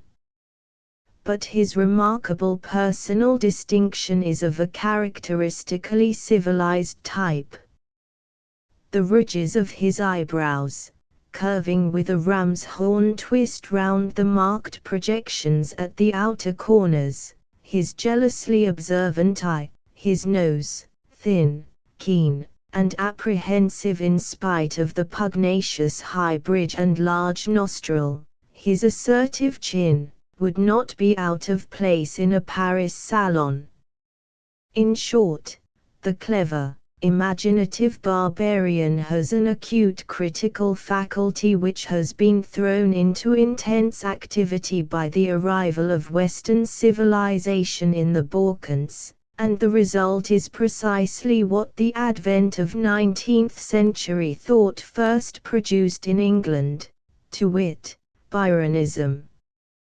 By his brooding on the perpetual failure, not only of others, but of himself, to live up to his imaginative ideals, his consequent cynical scorn for humanity, the jejune credulity as to the absolute validity of his ideals and the unworthiness of the world in disregarding them, his wincings and mockeries under the sting of the petty disillusions which every hour spent among men brings to his infallibly quick observation, he has acquired the half-tragic, half-ironic air, the mysterious moodiness, the suggestion of a strange and terrible history that has left him nothing but undying remorse, by which Childe Harold fascinated the grandmothers of his English contemporaries. Altogether it is clear that here or nowhere is Rayner's ideal hero. Catherine is hardly less enthusiastic, and much less reserved in showing her enthusiasm. As he enters from the stable gate, she rises effusively to greet him. Pekoff is distinctly less disposed to make a fuss about him. Pekoff. Here already, Sergius. Glad to see you. Catherine. My dear Sergius, she holds out both her hands. Sergius. Kissing them with scrupulous gallantry. My dear mother, if I may call you so. Pekoff. Dryly. Mother-in-law, Sergius, mother-in-law. Sit down, and have some coffee. Sergius. Thank you, none for me. He gets away from the table with a certain distaste for Pekoff's enjoyment of it, and posts himself with conscious grace against the rail of the steps leading to the house. Catherine. You look superb, splendid. The campaign has improved you. Everybody here is mad about you. We were all wild with enthusiasm about that magnificent cavalry charge. Sergius. With grave irony. Madam, it was the cradle and the grave of my military reputation. Catherine. How so? Sergius. I won the battle the wrong way when our worthy Russian generals were losing it the right way. That upset their plans, and wounded their self-esteem. 2 of their colonels got their regiments driven back on the correct principles of scientific warfare. 2 major generals got killed strictly according to military etiquette. Those 2 colonels are now major generals, and I am still a simple major. Catherine. You shall not remain so, Sergius. The women are on your side, and they will see that justice is done you. Sergius. It is too late. I have only waited for the peace to send in my resignation. Pekoff. Dropping his cup in his amazement. Your resignation. Catherine. Oh, you must withdraw it. Sergius. With resolute, measured emphasis, folding his arms. I never withdraw. Pekoff. Vexed. Now who could have supposed you were going to do such a thing? Sergius. with fire. Everyone that knew me. But enough of myself and my affairs. How is Raina, and where is Raina? Raina. Suddenly coming round the corner of the house and standing at the top of the steps in the path. Raina is here. She makes a charming picture as they all turn to look at her. She wears an underdress of pale green silk, draped with an overdress of thin ecru canvas embroidered with gold. On her head she wears a pretty Phrygian cap of gold tinsel. Sergius, with an exclamation of pleasure, goes impulsively to meet her. She stretches out her hand, he drops chivalrously on one knee and kisses it. Peck-off. Aside to Catherine, beaming with parental pride. Pretty, isn't it? She always appears at the right moment. Catherine. Impatiently. Yes, she listens for it. It is an abominable habit. Sergius leads Raina forward with splendid gallantry, as if she were a queen. When they come to the table, she turns to him with a bend of the head, he bows, and thus they separate, he coming to his place, and she going behind her father's chair. Raina. Stooping and kissing her father. Dear father. Welcome home. Peck-off. Patting her cheek. My little pet girl. He kisses her, she goes to the chair left by Nicola for Sergius, and sits down. Catherine. And so you're no longer a soldier, Sergius. Sergius. I am no longer a soldier. Soldiering, my dear madam, is the coward's art of attacking mercilessly when you are strong, and keeping out of harm's way when you are weak. That is the whole secret of successful fighting. Get your enemy at a disadvantage, and never, on any account, fight him on equal terms. Major. Peck-off. They wouldn't let us make a fair stand-up fight of it. However, I suppose soldiering has to be a trade like any other trade. Sergius. Precisely. But I have no ambition to succeed as a tradesman, so I have taken the advice of that bagman of a captain that settled the exchange of prisoners with us at Piro, and given it up. Peck-off. What, that Swiss fellow? Sergius, I've often thought of that exchange since. He overreached us about those horses. Sergius. Of course he overreached us. His father was a hotel and livery stable keeper, and he owed his first step to his knowledge of horse dealing. With mock enthusiasm. Ah, he was a soldier, every inch a soldier. If only I had bought the horses for my regiment instead of foolishly leading it into danger, I should have been a field marshal now. Catherine. A Swiss. What was he doing in the Servian army? Peck-off.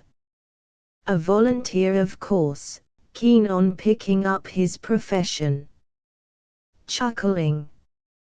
We shouldn't have been able to begin fighting if these foreigners hadn't shown us how to do it.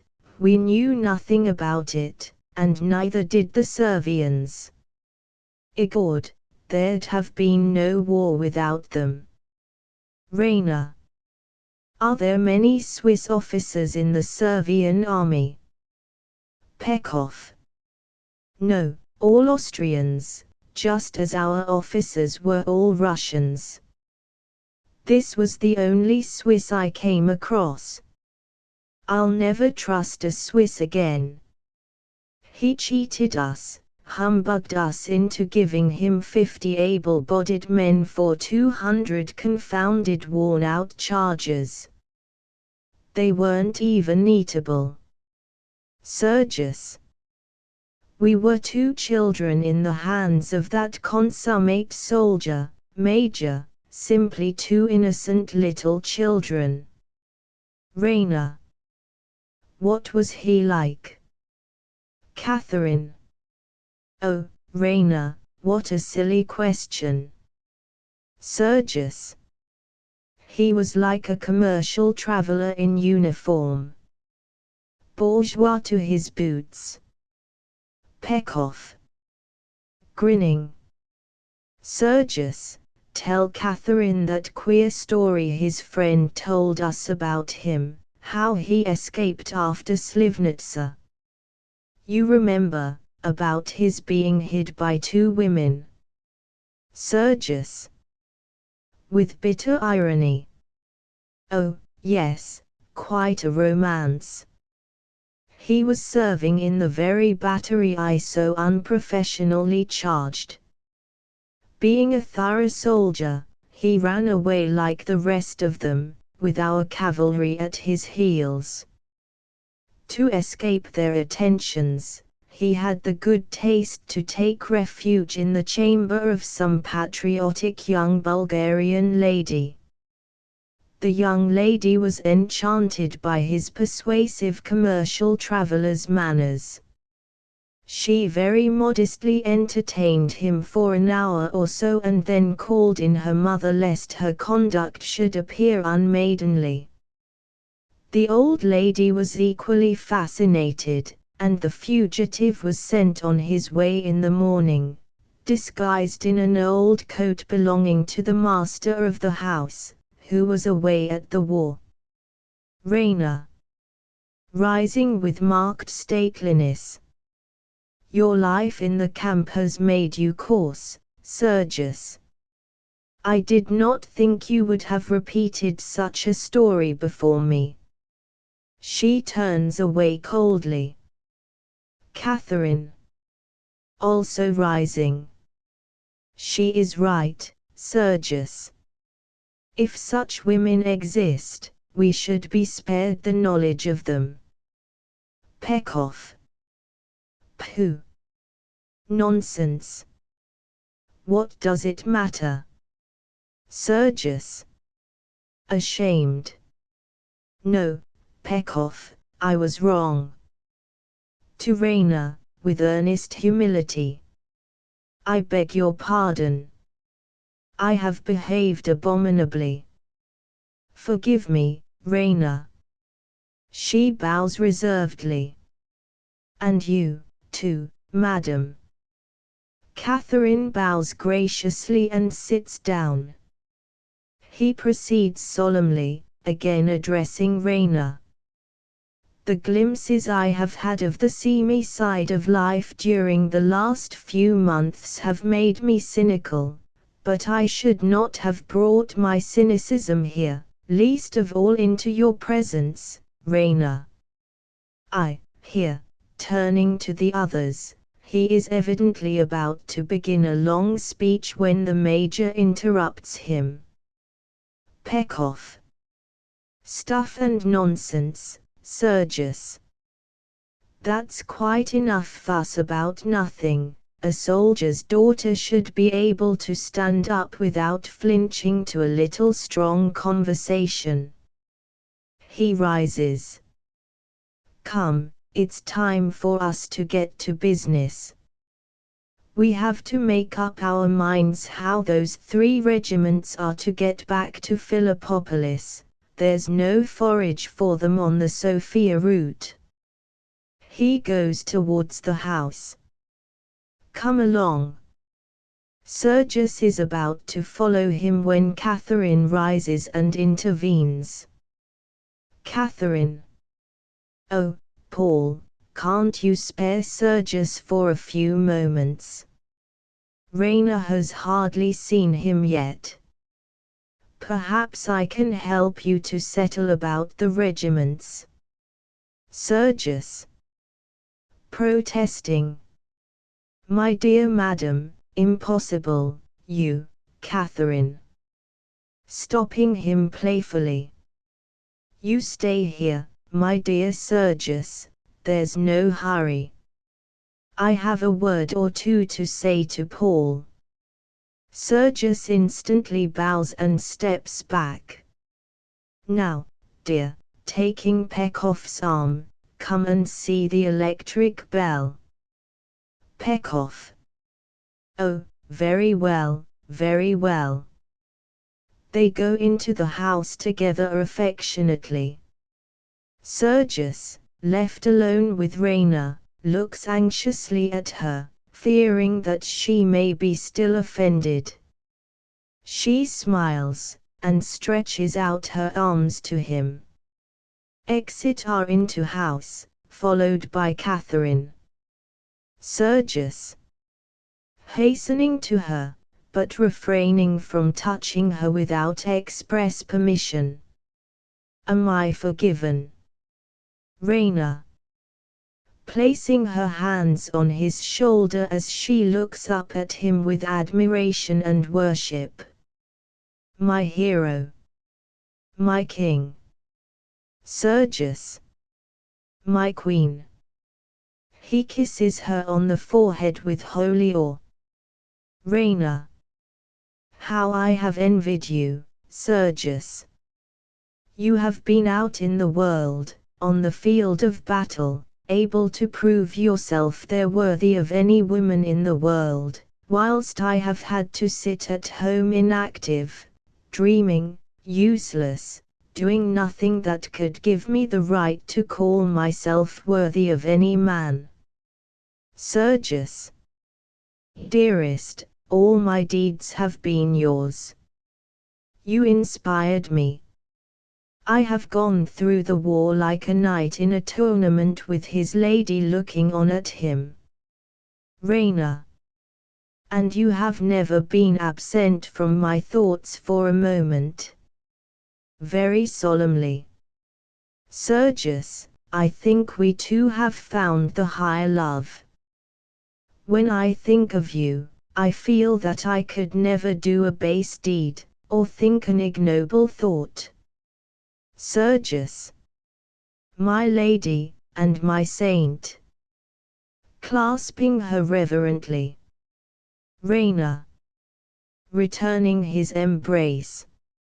My lord and my Sergius. Pshaw, pshaw. Let me be the worshipper, dear. You little know how unworthy even the best man is of a girl's pure passion. Rayna. I trust you. I love you. You will never disappoint me, Sergius.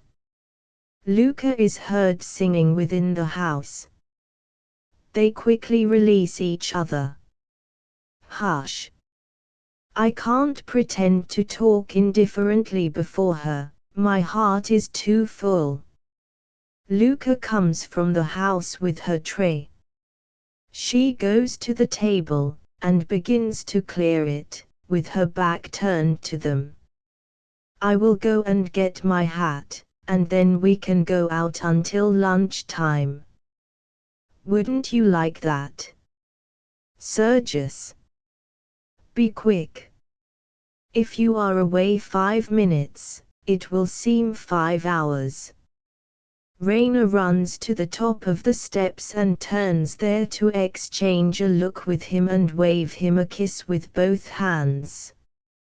He looks after her with emotion for a moment, then turns slowly away, his face radiant with the exaltation of the scene which has just passed. The movement shifts his field of vision, into the corner of which there now comes the tail of Luca's double apron. His eye gleams at once. He takes a stealthy look at her, and begins to twirl his mustache nervously, with his left hand akimbo on his hip. Finally, striking the ground with his heels in something of a cavalry swagger, he strolls over to the left of the table, opposite her, and says, "Luca, do you know what the higher love is?" Luca, astonished. "No, sir." Sergius, very fatiguing thing to keep up for any length of time, Luca. One feels the need of some relief after it. Luca, innocently.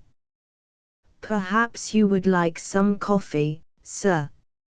She stretches her hand across the table for the coffee pot.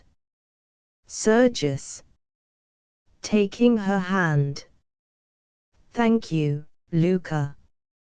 Luca, pretending to pull. Oh, sir, you know I didn't mean that. I'm surprised at you. Sergius, coming clear of the table and drawing her with him. I am surprised at myself, Luca. What would Sergius, the hero of Slivnitsa, say if he saw me now? What would Sergius, the apostle of the higher love, say if he saw me now? What would the half-dozen Sergiuses who keep popping in and out of this handsome figure of mine say if they caught us here? Letting go her hand and slipping his arm dexterously round her waist. Do you consider my figure handsome, Luca? Luca, let me go, sir. I shall be disgraced. She struggles, he holds her inexorably. Oh, will you let go? Sergius, looking straight into her eyes. No. Luca, then stand back where we can't be seen. Have you no common sense? Sergius, ah, that's reasonable. He takes her into the stableyard gateway, where they are hidden from the house. Luca, complaining. I may have been seen from the windows, Miss Rayner is sure to be spying about after you. Sergius, stung, letting her go. Take care, Luca. I may be worthless enough to betray the higher love, but do not you insult it. Luca, demurely. Not for the world, sir, I'm sure. May I go on with my work please, now? Sergius, again putting his arm round her. You are a provoking little witch, Luca. If you were in love with me, would you spy out of windows on me? Luca, well, you see, sir, since you say you are half a dozen different gentlemen all at once, I should have a great deal to look after. Sergius, charmed. Witty as well as pretty. He tries to kiss her. Luca, avoiding him. No, I don't want your kisses. Gentlefolk are all alike, you making love to me behind Miss Rayner's back, and she doing the same behind yours. Sergius, recoiling a step. Luca, Luca, it shows how little you really care. Sergius, dropping his familiarity and speaking with freezing politeness. If our conversation is to continue, Luca, you will please remember that a gentleman does not discuss the conduct of the lady he is engaged to with her maid. Luca, it's so hard to know what a gentleman considers right.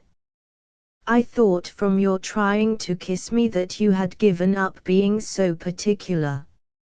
Sergius, turning from her and striking his forehead as he comes back into the garden from the gateway. Devil! Devil! Luca! Ha! Ha! I expect one of the 6 of you is very like me, sir, though I am only Miss Rayner's maid. She goes back to her work at the table, taking no further notice of him. Sergius, speaking to himself. Which of the 6 is the real man? That's the question that torments me. One of them is a hero, another a buffoon, another a humbug, another perhaps a bit of a blackguard. He pauses and looks furtively at Luca, as he adds with deep bitterness, and one, at least, is a coward, jealous, like all cowards. He goes to the table. Luca. Luca. Yes. Sergius. Who is my rival? Luca. You shall never get that out of me, for love or money. Sergius. Why? Luca. Never mind why. Besides, you would tell that I told you, and I should lose my place. Sergius, holding out his right hand in affirmation. No, on the honor of a, he checks himself, and his hand drops nerveless as he concludes, sardonically, of a man capable of behaving as I have been behaving for the last 5 minutes. Who is he? Luca. I don't know. I never saw him. I only heard his voice through the door of her room. Sergius. Damnation. How dare you? Luca. Retreating. Oh, I mean no harm, you've no right to take up my words like that. The mistress knows all about it. And I tell you that if that gentleman ever comes here again, Miss Rayner will marry him, whether he likes it or not. I know the difference between the sort of manner you and she put on before one another and the real manner. Sergius shivers as if she had stabbed him. Then, setting his face like iron, he strides grimly to her, and grips her above the elbows with both bands. Sergius. Now listen you to me. Luca. Wincing. Not so tight, you're hurting me. Sergius. That doesn't matter. You have stained my honor by making me a party to your eavesdropping. And you have betrayed your mistress, Luca. Writhing. Please, Sergius. That shows that you are an abominable little clod of common clay, with the soul of a servant. He lets her go as if she were an unclean thing, and turns away, dusting his hands of her, to the bench by the wall, where he sits down with averted head, meditating gloomily. Luca. Whimpering angrily with her hands up her sleeves, feeling her bruised arms. You know how to hurt with your tongue as well as with your hands. But I don't care, now I've found out that whatever clay I'm made of, you're made of the same. As for her, she's a liar, and her fine airs are a cheat, and I'm worth 6 of her. She shakes the pain off hardily, tosses her head, and sets to work to put the things on the tray. He looks doubtfully at her once or twice. She finishes packing the tray, and laps the cloth over the edges, so as to carry all out together. As she stoops to lift it, he rises. Sergius. Luca. She stops and looks defiantly at him with the tray in her hands. A gentleman has no right to hurt a woman under any circumstances. With profound humility, uncovering his head. I beg your pardon.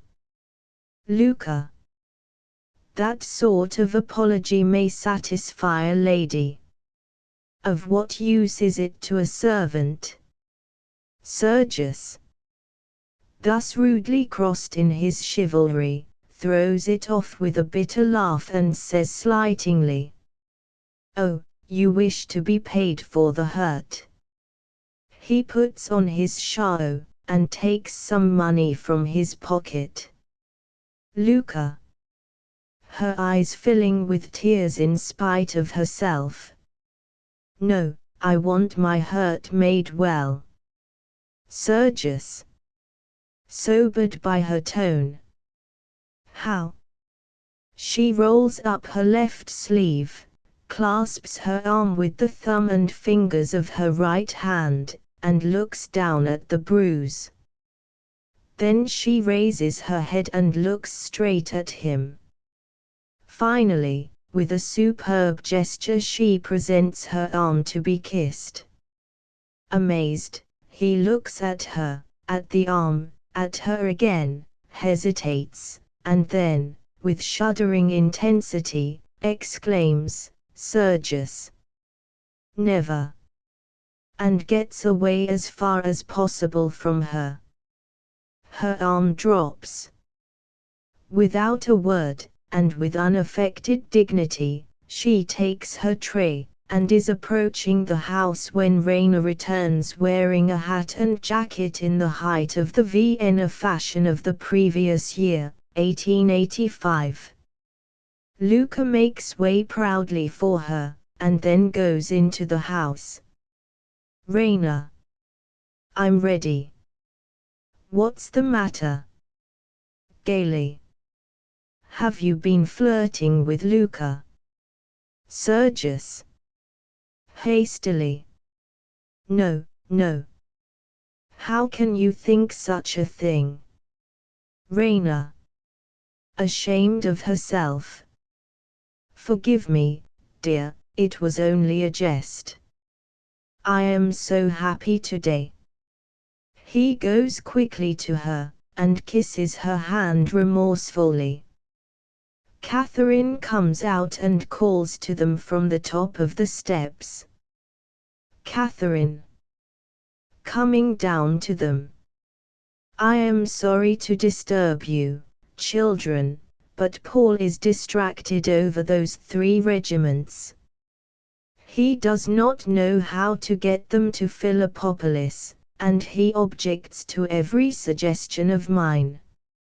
You must go and help him, Sergius. He is in the library. Rainer. Disappointed. But we are just going out for a walk. Sergius. I shall not be long. Wait for me just 5 minutes. He runs up the steps to the door. Rainer. Following him to the foot of the steps and looking up at him with timid coquetry.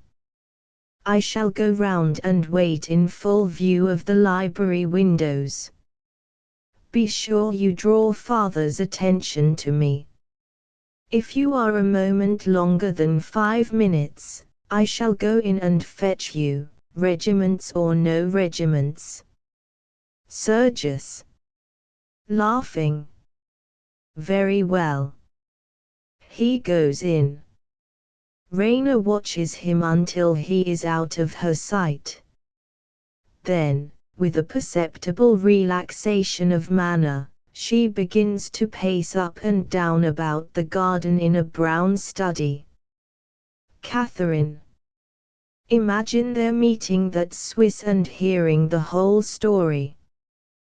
The very first thing your father asked for was the old coat we sent him off in. A nice mess you have got us into.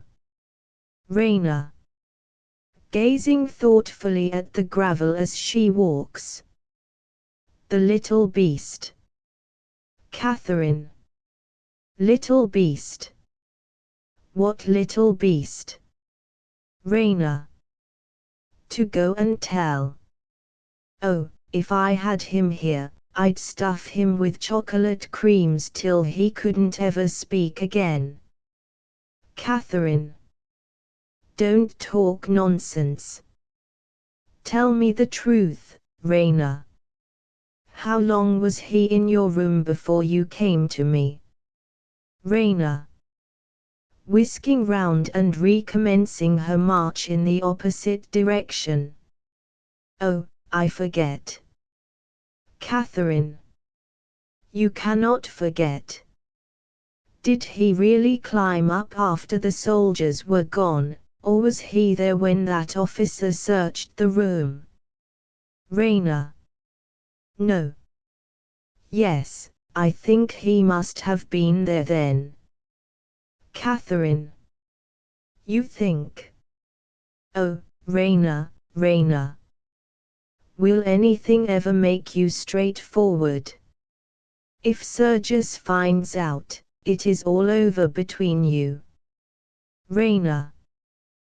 With cool impertinence. Oh, I know Sergius is your pet. I sometimes wish you could marry him instead of me. You would just suit him. You would pet him, and spoil him, and mother him to perfection. Catherine. Opening her eyes very widely indeed.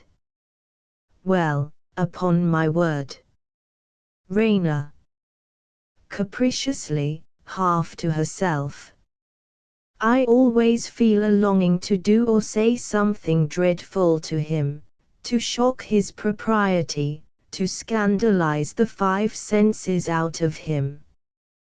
To Catherine perversely. I don't care whether he finds out about the chocolate cream soldier or not. I half hope he may. She again turns flippantly away and strolls up the path to the corner of the house. Catherine.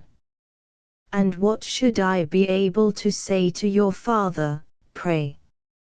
Raina.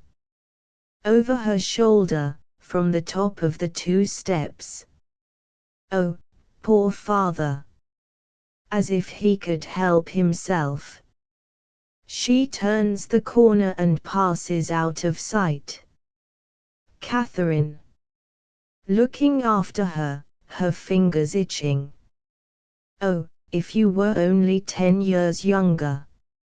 Luca comes from the house with a salver, which she carries hanging down by her side. Well. Luca.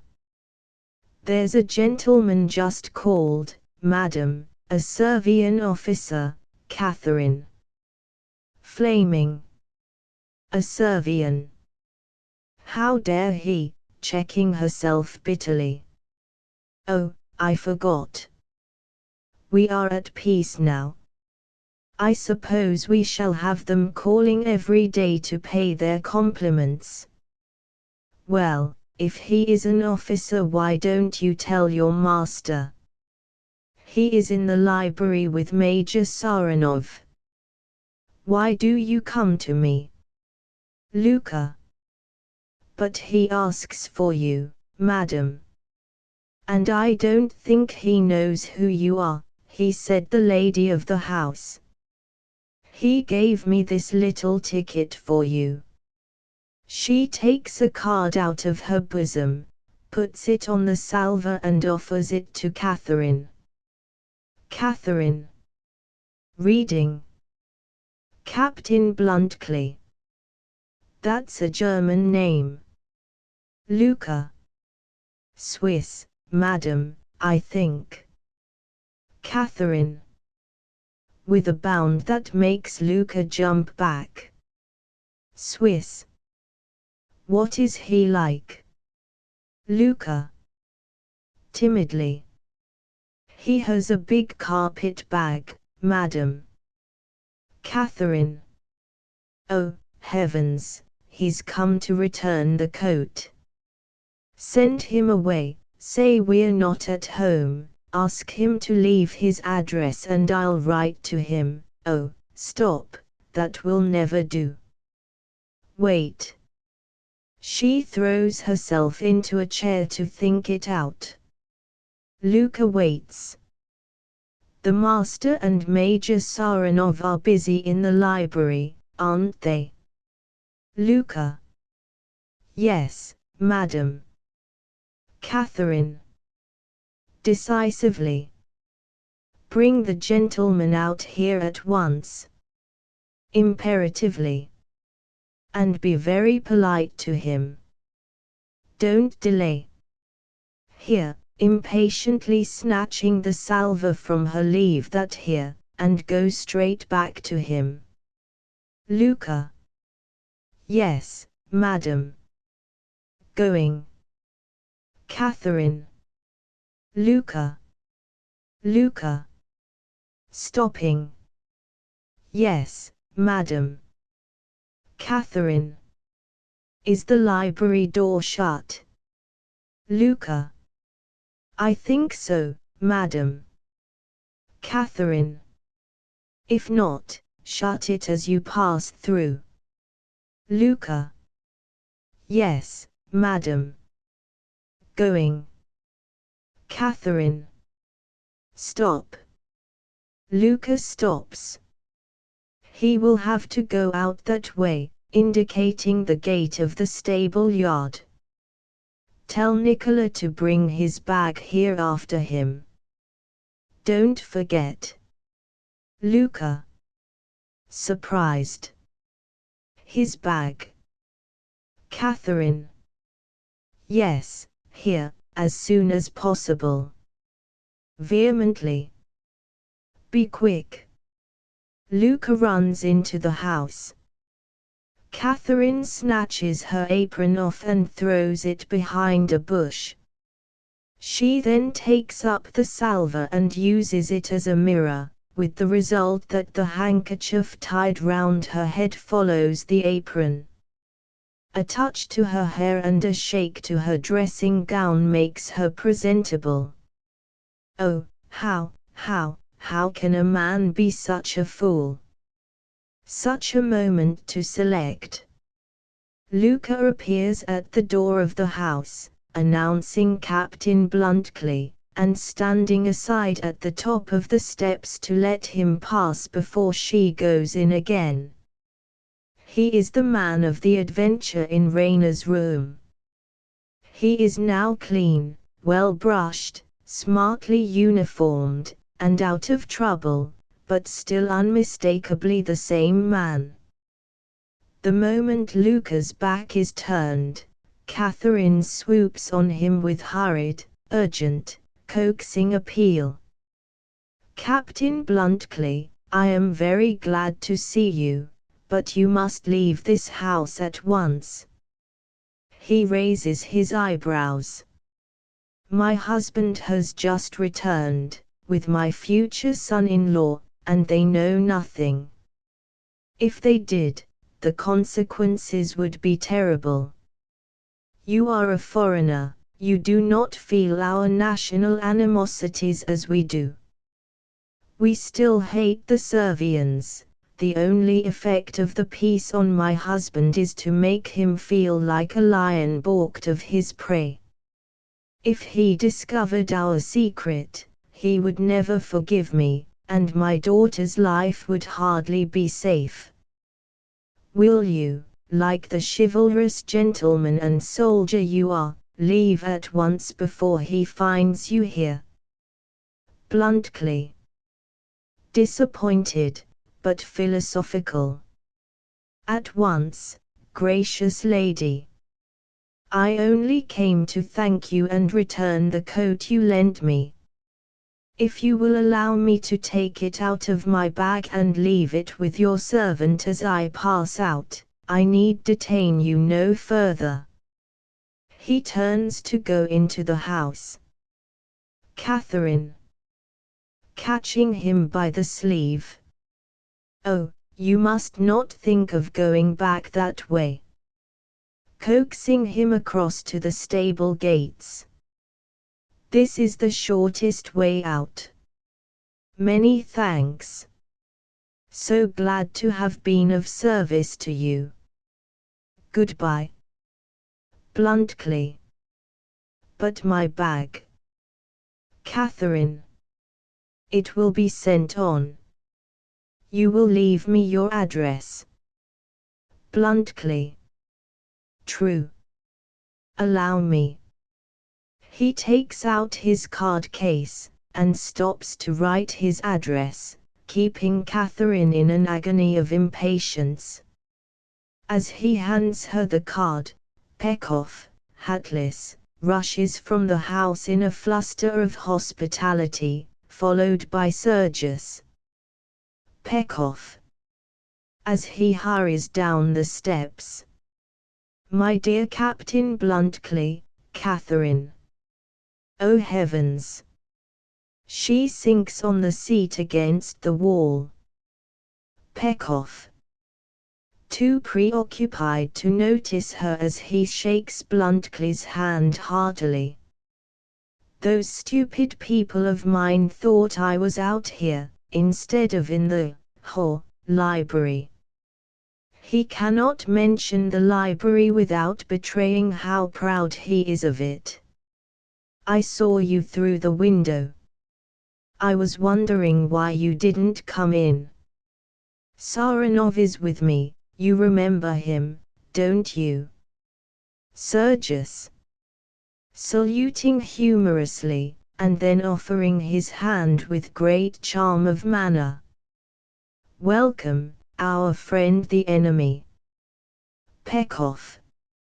No longer the enemy, happily. Rather anxiously. I hope you've come as a friend, and not on business. Catherine. Oh, quite as a friend, Paul. I was just asking Captain Bluntly to stay to lunch, but he declares he must go at once. Sergius. Sardonically. Impossible, Bluntly. We want you here badly. We have to send on 3 cavalry regiments to Philippopolis, and we don't in the least know how to do it. Bluntly.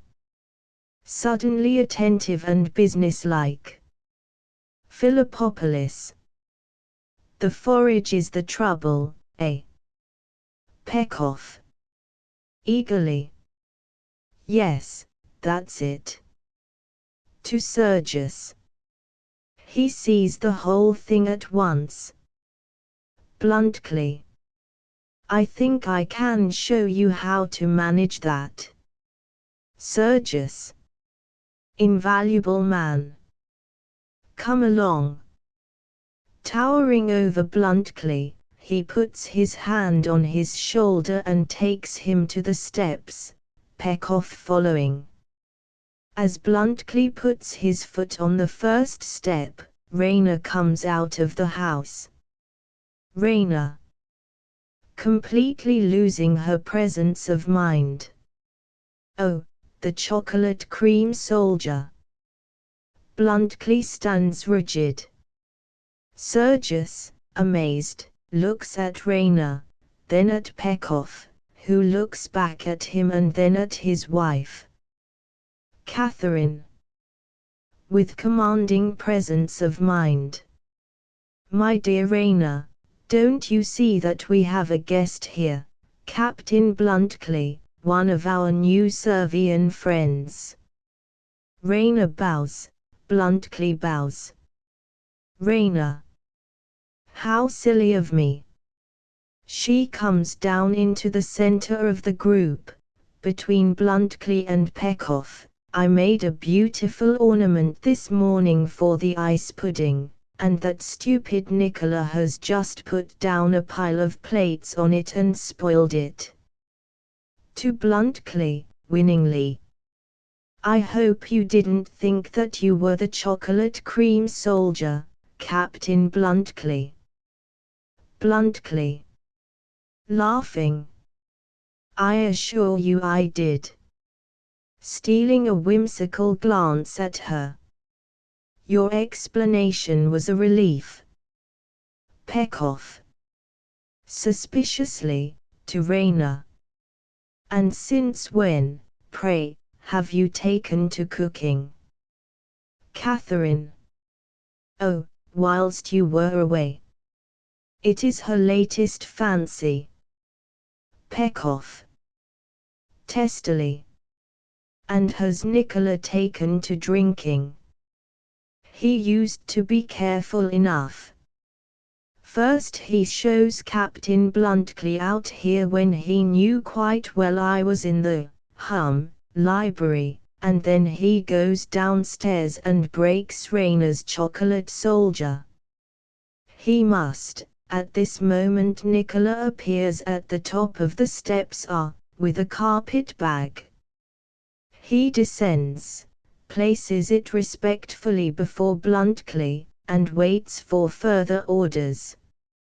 General amazement. Nicola, unconscious of the effect he is producing, looks perfectly satisfied with himself. When Pekoff recovers his power of speech, he breaks out at him with, "Are you mad, Nicola?" Nicola. Taken aback. "Sir." Pekoff. "What have you brought that for?" Nicola. "My lady's orders, sir." "Luca told me that, Catherine." Interrupting him. "My orders? Why should I order you to bring Captain Bluntschli's luggage out here? What are you thinking of, Nicola?" Nicola. After a moment's bewilderment, picking up the bag as he addresses Bluntschli with the very perfection of servile discretion. "I beg your pardon, sir, I am sure." To Catherine. "My fault, madam. I hope you'll overlook it." He bows, and is going to the steps with the bag, when Pekoff addresses him angrily. Pekoff. "You'd better go and slam that bag, too, down on Miss Raina's ice pudding. This is too much for Nicola." The bag drops from his hands on Pekoff's corns, eliciting a roar of anguish from him. "Begone, you butter-fingered donkey." Nicola. Snatching up the bag, and escaping into the house. "Yes, sir." Catherine. "Oh, never mind, Paul, don't be angry." Pekoff. Muttering. "Scoundrel. He's got out of hand while I was away. I'll teach him." Recollecting his guest. "Oh, well, never mind. Come, Bluntschli, let's have no more nonsense about you having to go away. You know very well you're not going back to Switzerland yet. Until you do go back you'll stay with us." Raina. "Oh, do, Captain Bluntschli." Pekoff. To Catherine. "Now, Catherine, it's of you that he's afraid. Press him and he'll stay." Catherine. "Of course I shall be only too delighted if, appealingly, Captain Bluntschli really wishes to stay. He knows my wishes." Bluntschli. In his driest military manner. "I am at Madam's orders." Sergius. cordially. That settles it. Pekoff. Heartily. Of course. Rayner. You see, you must stay. Bluntly. Smiling. Well, if I must, I must. Gesture of despair from Catherine. Act 3 in the library after lunch. It is not much of a library, its literary equipment consisting of a single fixed shelf stocked with old paper-covered novels, broken-backed, coffee-stained, torn and thumbed, and a couple of little hanging shelves with a few gift books on them, the rest of the wall space being occupied by trophies of war and the chase.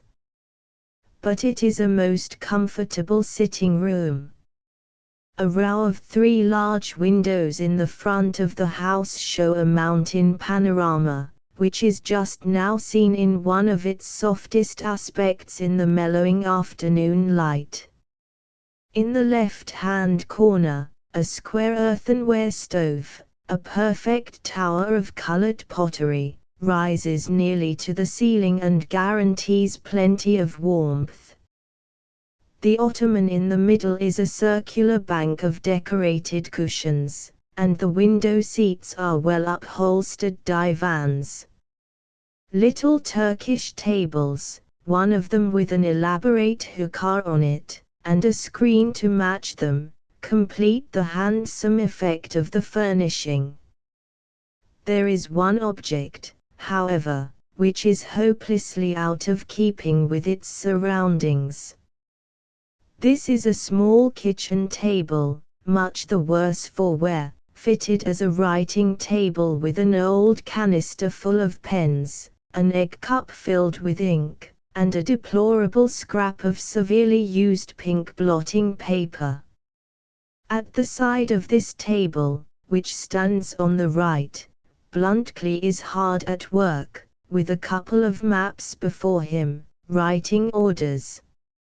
At the head of it sits Sergius, who is also supposed to be at work, but who is actually gnawing the feather of a pen, and contemplating Bluntschli's quick, sure, businesslike progress with a mixture of envious irritation at his own incapacity, and awestruck wonder at an ability which seems to him almost miraculous, though its prosaic character forbids him to esteem it. The Major is comfortably established on the ottoman, with a newspaper in his hand and the tube of the hookah within his reach. Catherine sits at the stove, with her back to them, embroidering.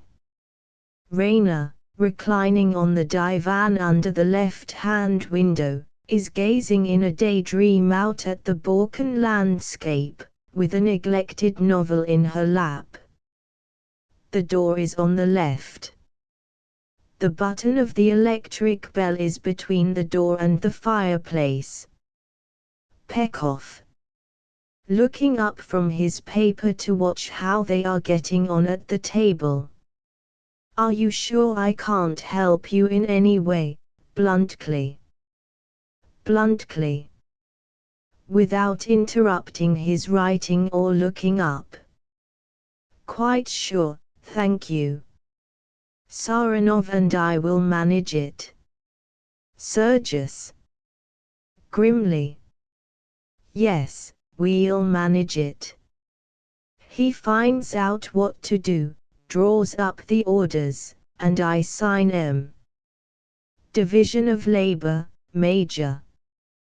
Bluntschli passes him a paper. Another one. Thank you.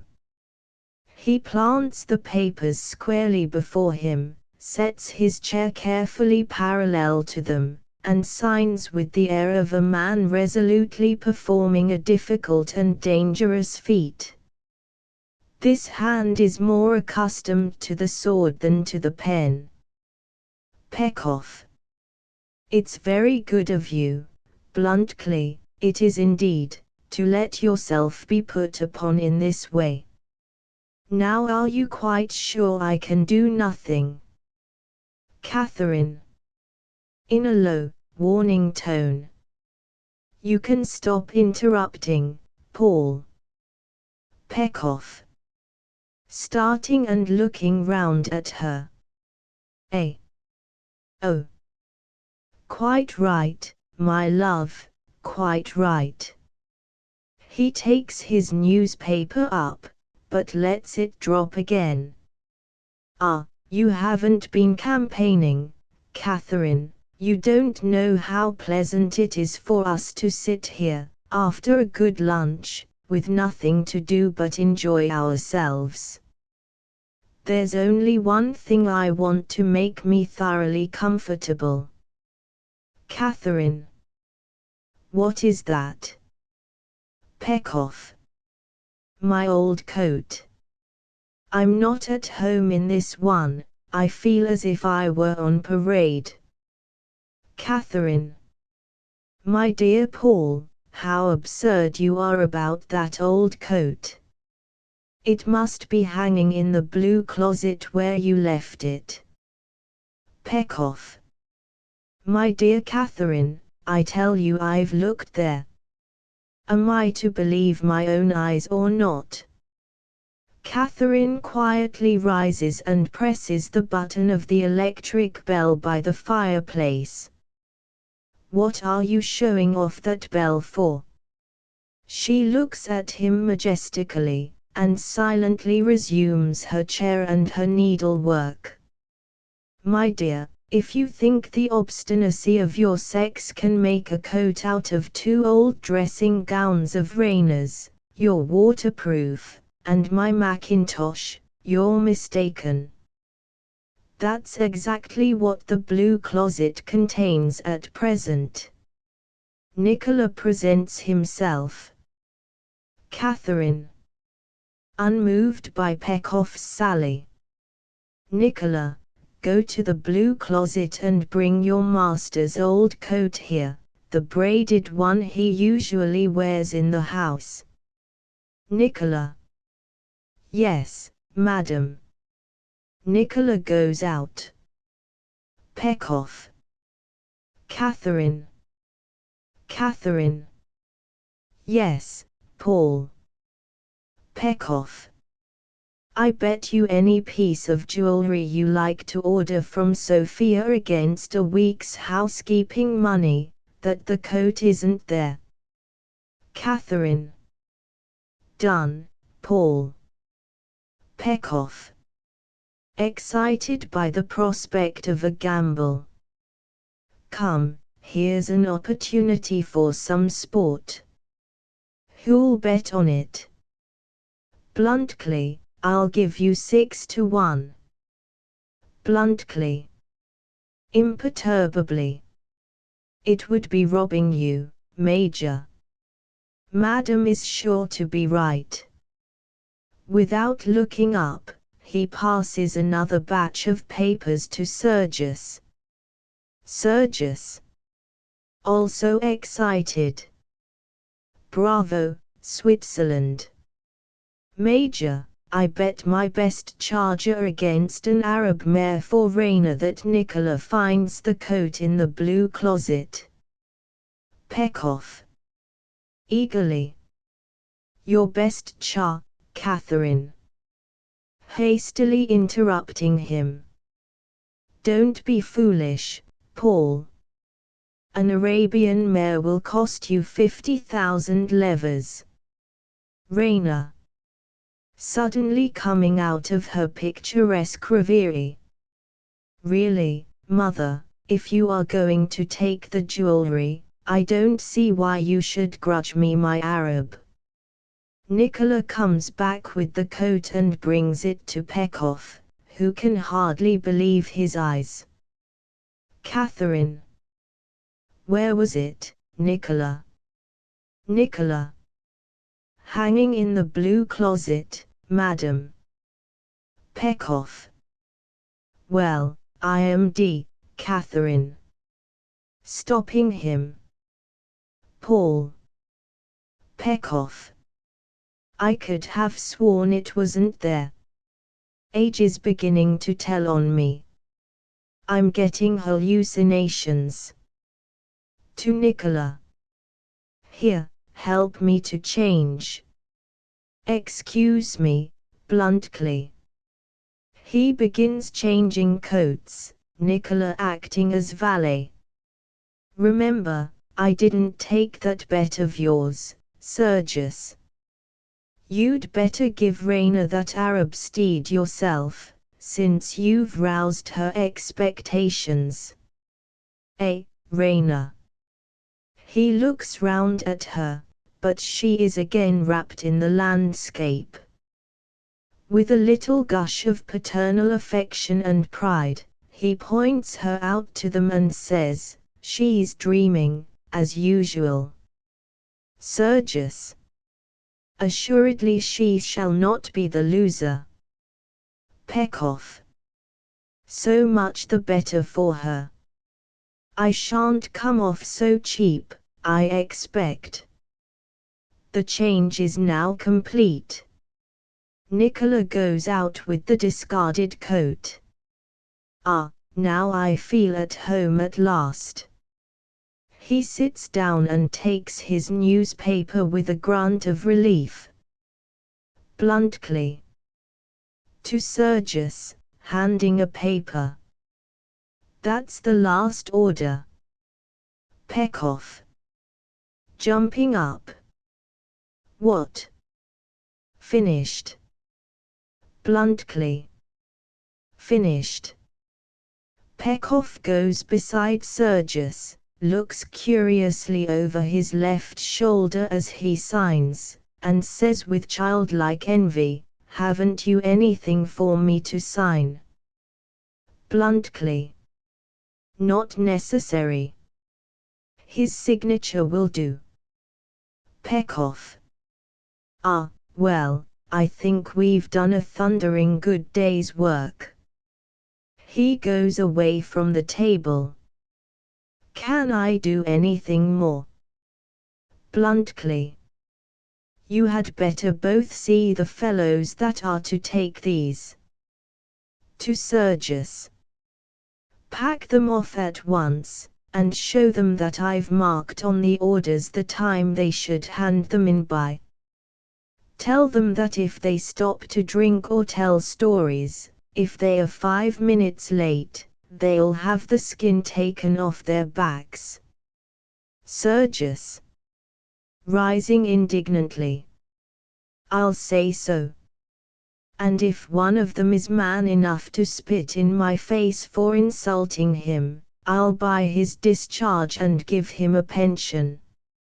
He strides out, his humanity deeply outraged. Bluntly. Confidentially. Just see that he talks to them properly, Major, will you? Pekoff. Officiously. Quite right, bluntly, quite right. I'll see to it. He goes to the door importantly, but hesitates on the threshold. By the by, Catherine, you may as well come, too. They'll be far more frightened of you than of me. Catherine. Putting down her embroidery. I dare say I had better. You will only splutter at them. She goes out, Pekoff holding the door for her and following her. Bluntly. What a country! They make cannons out of cherry trees, and the officers send for their wives to keep discipline. He begins to fold and docket the papers. Raina, who has risen from the divan, strolls down the room with her hands clasped behind her, and looks mischievously at him. Raina. You look ever so much nicer than when we last met. He looks up, surprised. What have you done to yourself? Bluntly. Washed, brushed, good night's sleep and breakfast. That's all. Raina. Did you get back safely that morning? Bluntly. Quite, thanks. Raina. Were they angry with you for running away from Sergius's charge? Bluntly. No, they were glad, because they'd all just run away themselves. Raina. Going to the table, and leaning over it towards him. It must have made a lovely story for them, all that about me and my room. Bluntly. Capital story. But I only told it to one of them, a particular friend. Raina. On whose discretion you could absolutely rely. Bluntly. Absolutely. Raina. H.M. He told it all to my father and Sergius the day you exchanged the prisoners. She turns away and strolls carelessly across to the other side of the room. Bluntly. Deeply concerned and half incredulous. No. You don't mean that, do you? Raina. Turning, with sudden earnestness. I do indeed. But they don't know that it was in this house that you hid. If Sergius knew, he would challenge you and kill you in a duel. Bluntly. Bless me. Then don't tell him. Raina. Full of reproach for his levity. Can you realize what it is to me to deceive him? I want to be quite perfect with Sergius, no meanness, no smallness, no deceit. My relation to him is the one really beautiful and noble part of my life. I hope you can understand that. Bluntly. Skeptically. You mean that you wouldn't like him to find out that the story about the ice pudding was you know. Raina. Wincing. Ah, don't talk of it in that flippant way. I lied, I know it. But I did it to save your life. He would have killed you. That was the second time I ever uttered a falsehood. Bluntly rises quickly and looks doubtfully and somewhat severely at her. Do you remember the first time? Bluntly. No. Was I present? Raina. Yes, and I told the officer who was searching for you that you were not present. Bluntly. True. I should have remembered it. Raina. Greatly encouraged. Ah, it is natural that you should forget it first. It cost you nothing, it cost me a lie, a lie. She sits down on the ottoman, looking straight before her with her hands clasped on her knee. Bluntly, quite touched, goes to the ottoman with a particularly reassuring and considerate air, and sits down beside her. Bluntly. My dear young lady, don't let this worry you. Remember, I'm a soldier. Now what are the two things that happen to a soldier so often that he comes to think nothing of them? One is hearing people tell lies, Raina recoils. The other is getting his life saved in all sorts of ways by all sorts of people. Raina. Rising in indignant protest. And so he becomes a creature incapable of faith and of gratitude. Bluntly. Making a wry face. Do you like gratitude? I don't. If pity is akin to love, gratitude is akin to the other thing. Raina. Gratitude. Turning on him. If you are incapable of gratitude, you are incapable of any noble sentiment. Even animals are grateful.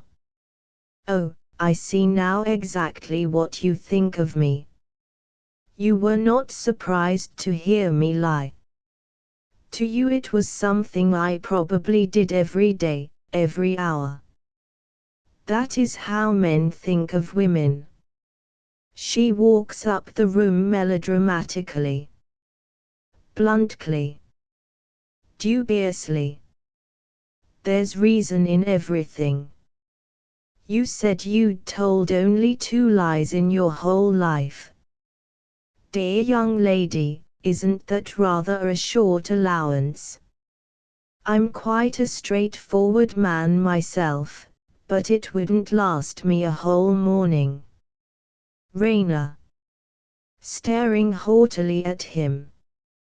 Do you know, sir, that you are insulting me?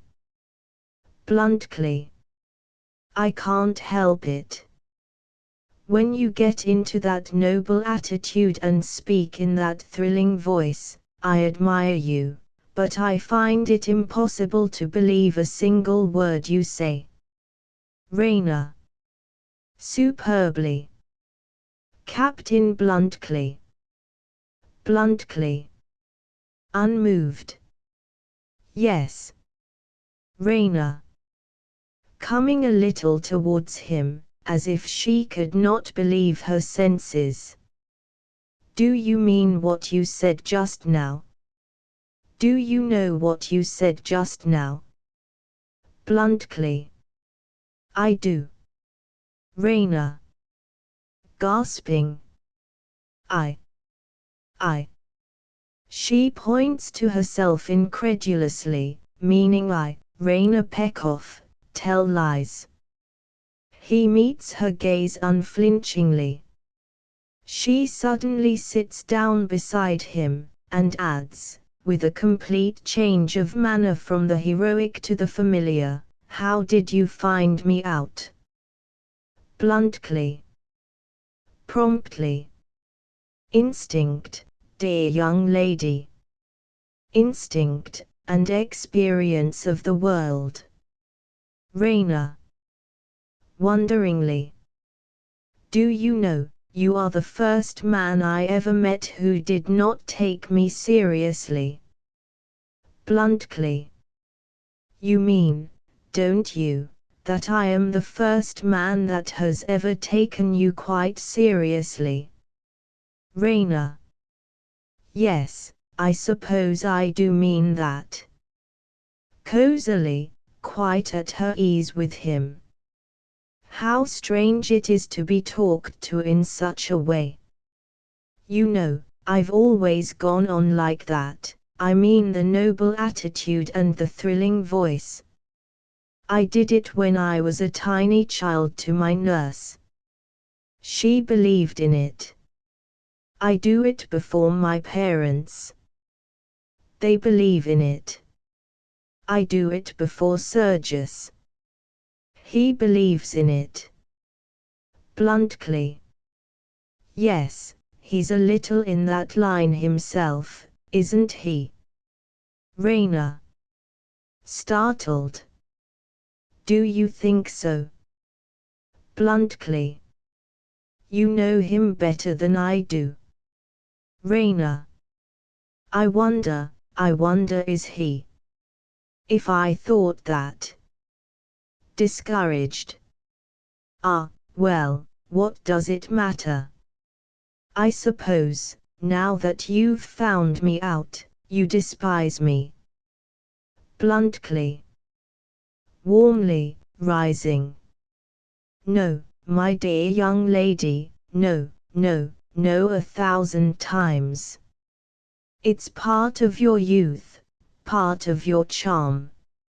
I'm like all the rest of them, the nurse, your parents, Sergius, I'm your infatuated admirer.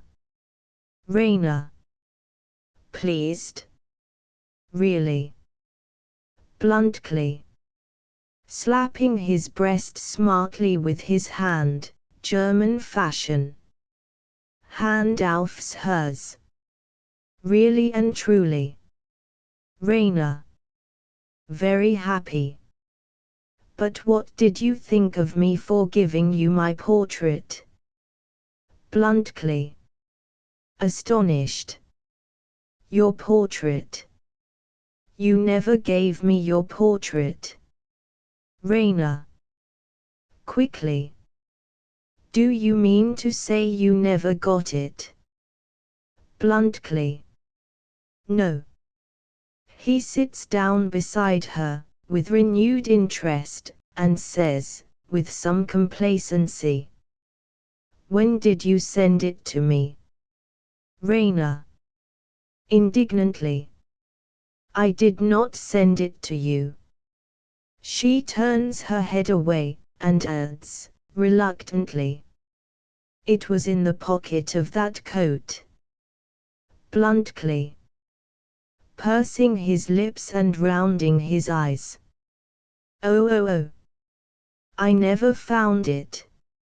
It must be there still. Rainer. Springing up.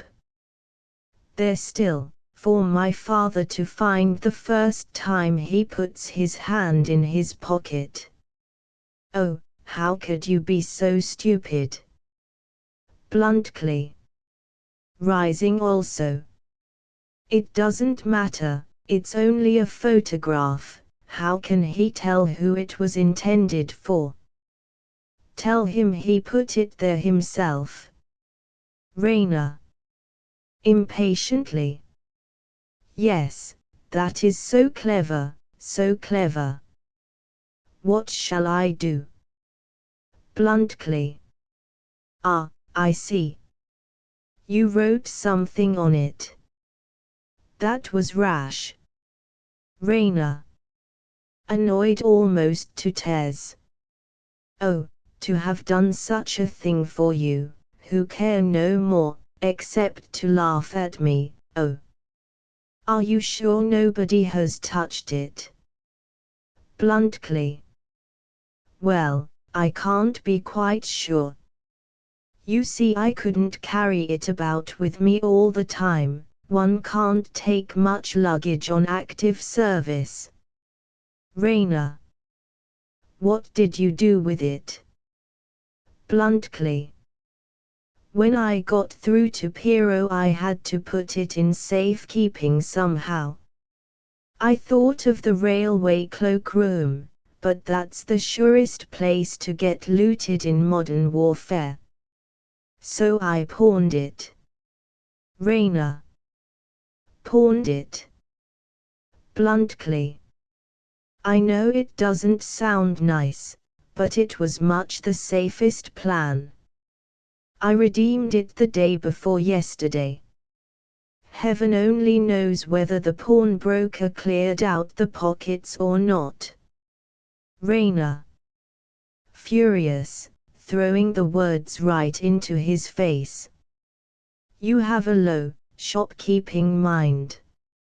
You think of things that would never come into a gentleman's head. Bluntly. Phlegmatically. That's the Swiss national character, dear lady. Rainer.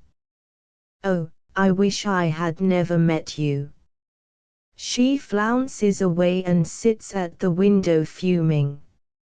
Luca comes in with a heap of letters and telegrams on her salver, and crosses, with her bold, free gait, to the table. Her left sleeve is looped up to the shoulder with a brooch, showing her naked arm, with a broad gilt bracelet covering the bruise. Luca. To Bluntly. For you. She empties the salver recklessly on the table. The messenger is waiting. She is determined not to be civil to a Servian, even if she must bring him his letters. Bluntly. To Raina. Will you excuse me, the last postal delivery that reached me was 3 weeks ago. These are the subsequent accumulations. 4 telegrams, a week old. He opens one. Aho. Bad news. Raina. Rising and advancing a little remorsefully. Bad news. Bluntly. My father's dead. He looks at the telegram with his lips pursed, musing on the unexpected change in his arrangements. Raina. Oh, how very sad. Bluntly. Yes, I shall have to start for home in an hour. He has left a lot of big hotels behind him to be looked after. Takes up a heavy letter in a long blue envelope. Here's a whacking letter from the family solicitor. He pulls out the enclosures and glances over them. Great heavens! 70. 200. In a crescendo of dismay. 400. 4,000. 9,600. What on earth shall I do with them all? Raina. Timidly. 9,000 hotels. Bluntly. Hotels. Nonsense. If you only knew, oh, it's too ridiculous. Excuse me, I must give my fellow orders about starting. He leaves the room hastily, with the documents in his hand. Luca. Tauntingly. He has not much heart, that Swiss, though he is so fond of the Servians. He has not a word of grief for his poor father. Raina. Bitterly. Grief, a man who has been doing nothing but killing people for years. What does he care? What does any soldier care? She goes to the door, evidently restraining her tears with difficulty. Luca.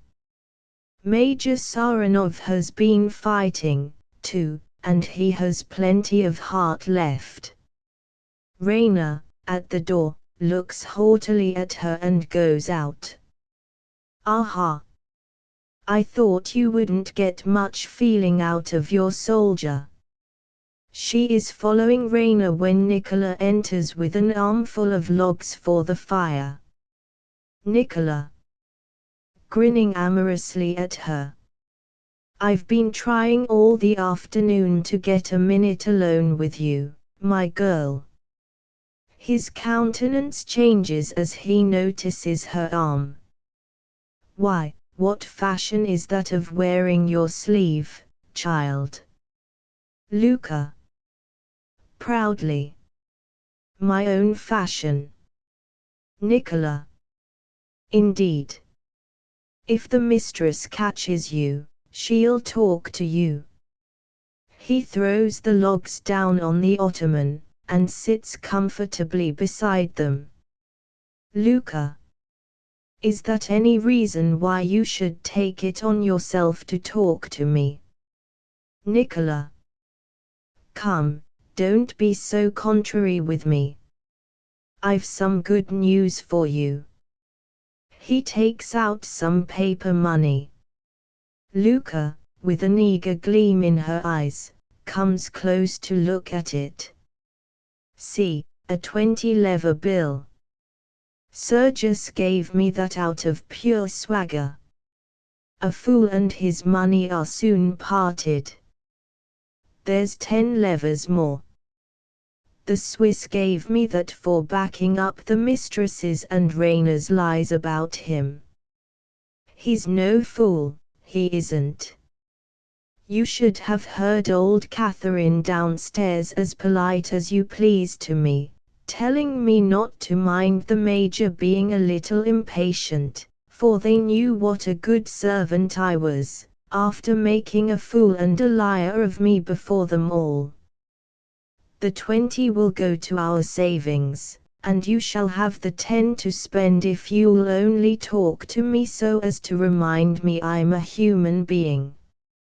I get tired of being a servant occasionally. Luca. Scornfully. Yes, sell your manhood for 30 levers, and buy me for 10. Keep your money. You were born to be a servant. I was not. When you set up your shop you will only be everybody's servant instead of somebody's servant. Nicola. Picking up his logs, and going to the stove. Ah, wait till you see.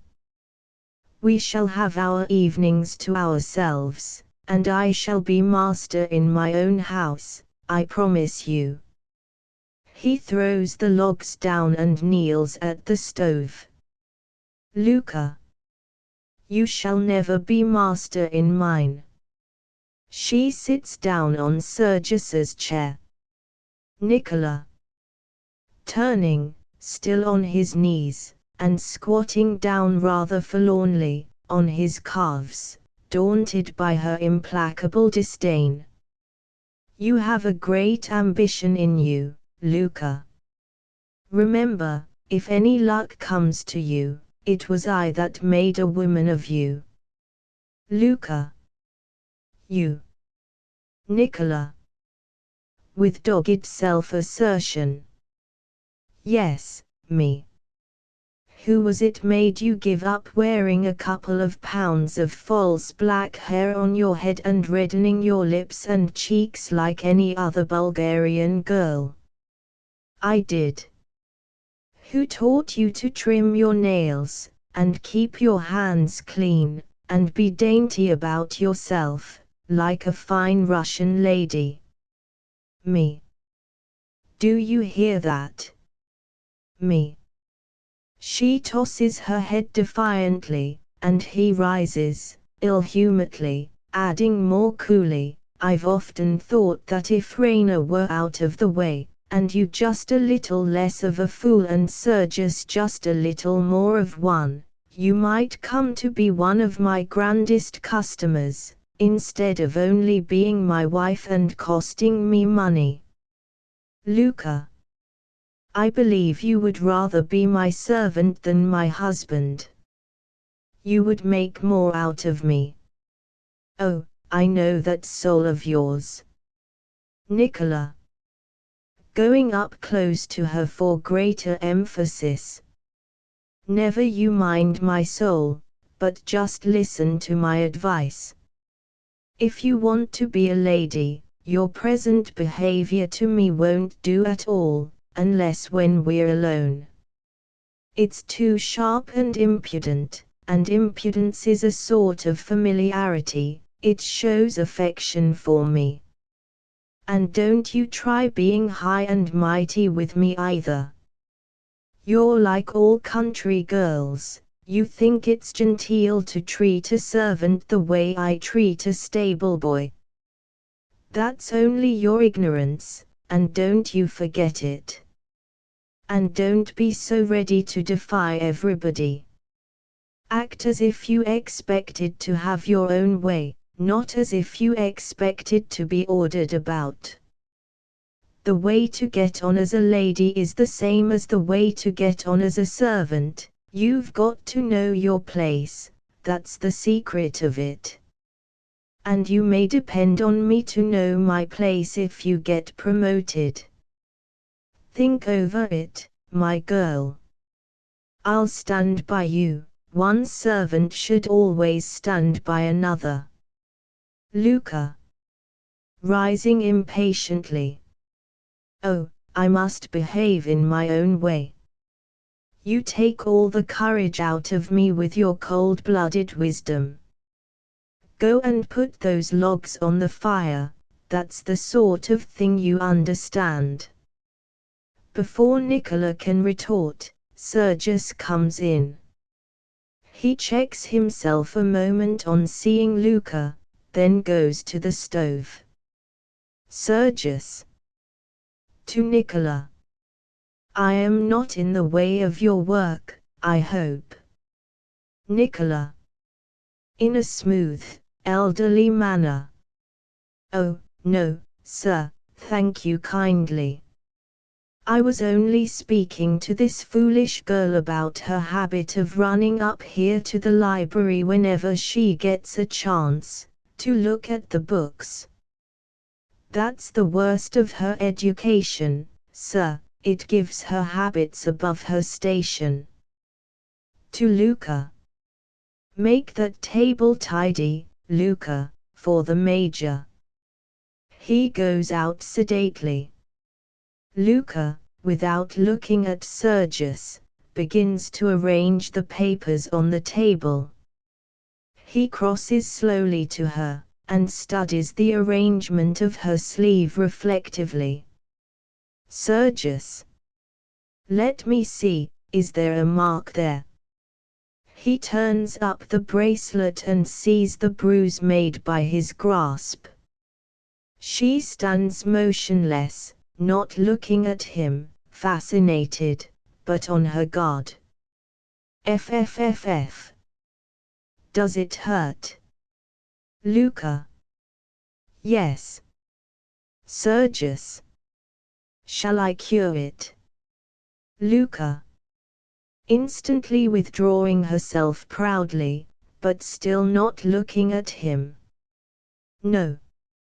You cannot cure it now. Sergius. Masterfully. Quite sure. He makes a movement as if to take her in his arms. Luca. Don't trifle with me, please. An officer should not trifle with a servant. Sergius. Touching the arm with a merciless stroke of his forefinger. That was no trifle, Luca. Luca. No. Looking at him for the first time. Are you sorry? Sergius. With measured emphasis, folding his arms. I am never sorry. Luca. Wistfully. I wish I could believe a man could be so unlike a woman as that. I wonder, are you really a brave man? Sergius. Unaffectedly, relaxing his attitude. Yes, I am a brave man. My heart jumped like a woman's at the first shot, but in the charge I found that I was brave. Yes, that at least is real about me. Luca.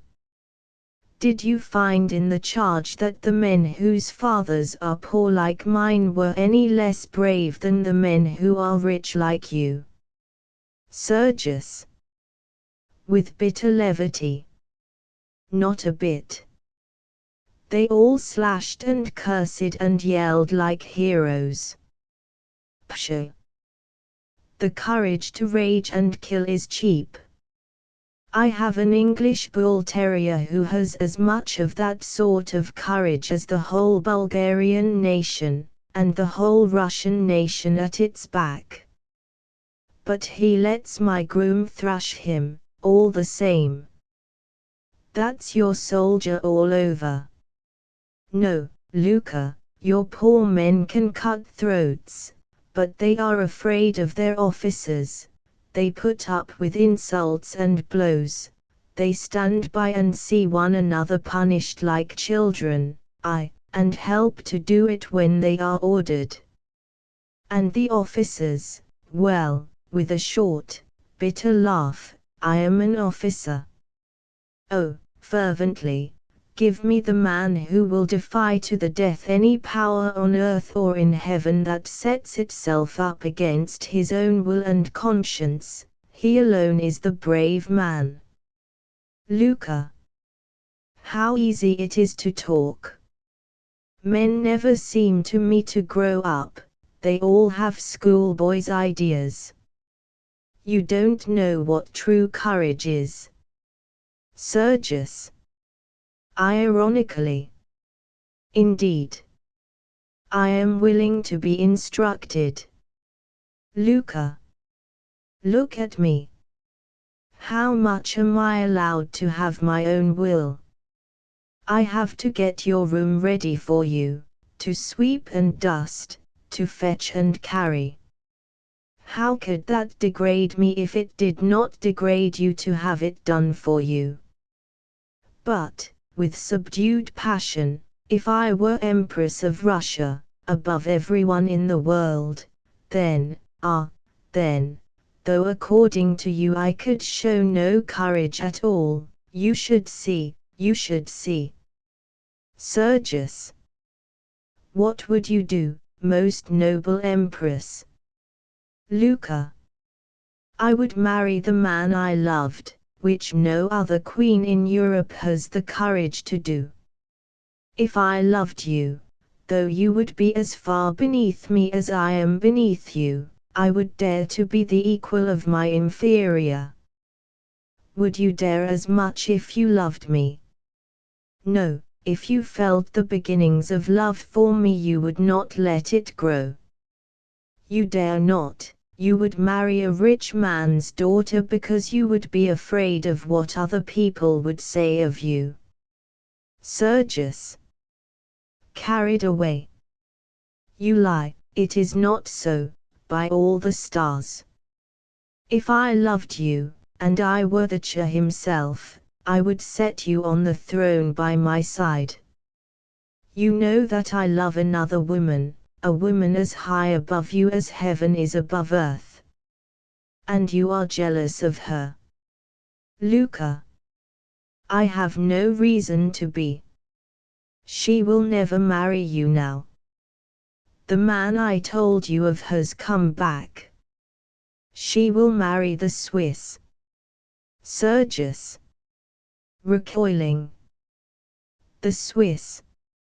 Luca. A man worth 10 of you. Then you can come to me, and I will refuse you. You are not good enough for me. She turns to the door. Sergius. Springing after her and catching her fiercely in his arms. I will kill the Swiss, and afterwards I will do as I please with you. Luca. In his arms, passive and steadfast. The Swiss will kill you, perhaps. He has beaten you in love. He may beat you in war. Sergius. Tormentedly. Do you think I believe that she, whose worst thoughts are higher than your best ones, is capable of trifling with another man behind my back? Luca. Do you think she would believe the Swiss if he told her now that I am in your arms? Sergius. Releasing her in despair. Damnation. Oh, damnation. Mockery, mockery everywhere, everything I think is mocked by everything I do. He strikes himself frantically on the breast.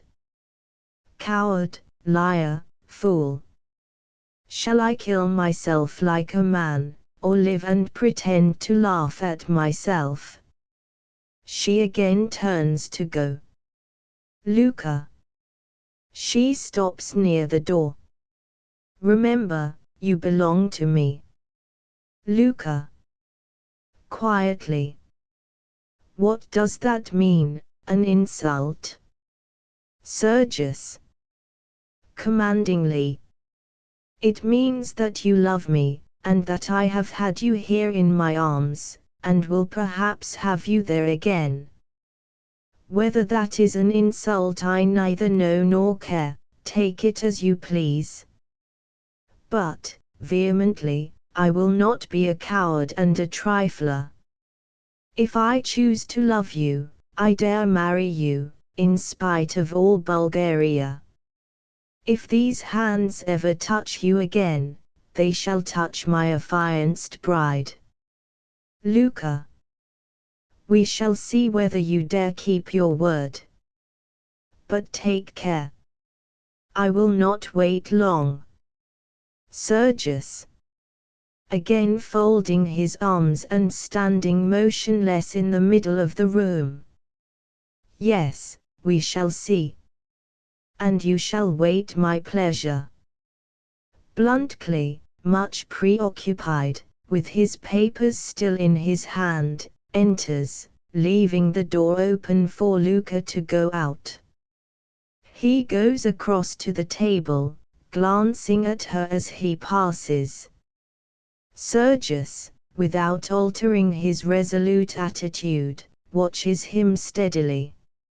Luka goes out, leaving the door open. Bluntly. Absently, sitting at the table as before, and putting down his papers. That's a remarkable-looking young woman. Sergius. Gravely, without moving. Captain Bluntly. Bluntly. Sergius. You have deceived me. You are my rival. I brook no rivals. At 6 o'clock I shall be in the drilling ground on the Klizura road, alone, on horseback, with my saber. Do you understand? Bluntly. Staring, but sitting quite at his ease. Oh, thank you, that's a cavalryman's proposal. I'm in the artillery, and I have the choice of weapons. If I go, I shall take a machine gun. And there shall be no mistake about the cartridges this time. Sergius. Flushing, but with deadly coldness. Take care, sir. It is not our custom in Bulgaria to allow invitations of that kind to be trifled with. Bluntly. Warmly. Pooh. Don't talk to me about Bulgaria. You don't know what fighting is. But have it your own way. Bring your saber along. I'll meet you. Sergius. Fiercely delighted to find his opponent a man of spirit. Well said, Switzer. Shall I lend you my best horse? Bluntly. No, damn your horse, thank you all the same, my dear fellow. Rainer comes in, and hears the next sentence. I shall fight you on foot. Horseback's too dangerous, I don't want to kill you if I can help it. Rainer. Hurrying forward anxiously. I have heard what Captain Bluntly said, Sergius. You are going to fight. Why? Sergius turns away in silence, and goes to the stove, where he stands watching her as she continues, to Bluntly, what about? Bluntly. I don't know, he hasn't told me. Better not interfere, dear young lady. No harm will be done, I've often acted as sword instructor. He won't be able to touch me, and I'll not hurt him. It will save explanations. In the morning I shall be off home, and you'll never see me or hear of me again. You and he will then make it up and live happily ever after. Rainer. Turning away deeply hurt, almost with a sob in her voice. I never said I wanted to see you again. Sergius. Striding forward. Ha! That is a confession. Raina. Haughtily. What do you mean? Sergius. You love that man. Raina. Scandalized. Sergius. Sergius. You allow him to make love to you behind my back, just as you accept me as your affianced husband behind his. Bluntly, you knew our relations, and you deceived me. It is for that I call you to account, not for having received favors that I never enjoyed. Bluntly. Jumping up indignantly. Stuff. Rubbish. I have received no favors. Why, the young lady doesn't even know whether I'm married or not. Raina. Forgetting herself. Oh. Collapsing on the ottoman. Are you? Sergius. You see the young lady's concern, Captain Bluntly. Denial is useless. You have enjoyed the privilege of being received in her own room, late at night, Bluntly. Interrupting him pepperily. Yes, you blockhead. She received me with a pistol at her head. Your cavalry were at my heels. I'd have blown out her brains if she'd uttered a cry. Sergius. Taken aback. Bluntly. Raina, is this true? Raina. Rising in wrathful majesty. Oh, how dare you, how dare you? Bluntly. Apologize, man, apologize. He resumes his seat at the table. Sergius. With the old measured emphasis, folding his arms. I never apologize. Raina. Passionately. This is the doing of that friend of yours, Captain Bluntly. It is he who is spreading this horrible story about me. She walks about excitedly. Bluntly. No, he's dead, burnt alive. Raina. Stopping, shocked. Burnt alive. Bluntly. Shot in the hip in a woodyard. Couldn't drag himself out. Your fellows' shells set the timber on fire and burnt him, with half a dozen other poor devils in the same predicament. Raina. How horrible. Sergius. And how ridiculous. Oh, war. War. The dream of patriots and heroes. A fraud, Bluntly, a hollow sham, like love. Raina. Outraged. Like love.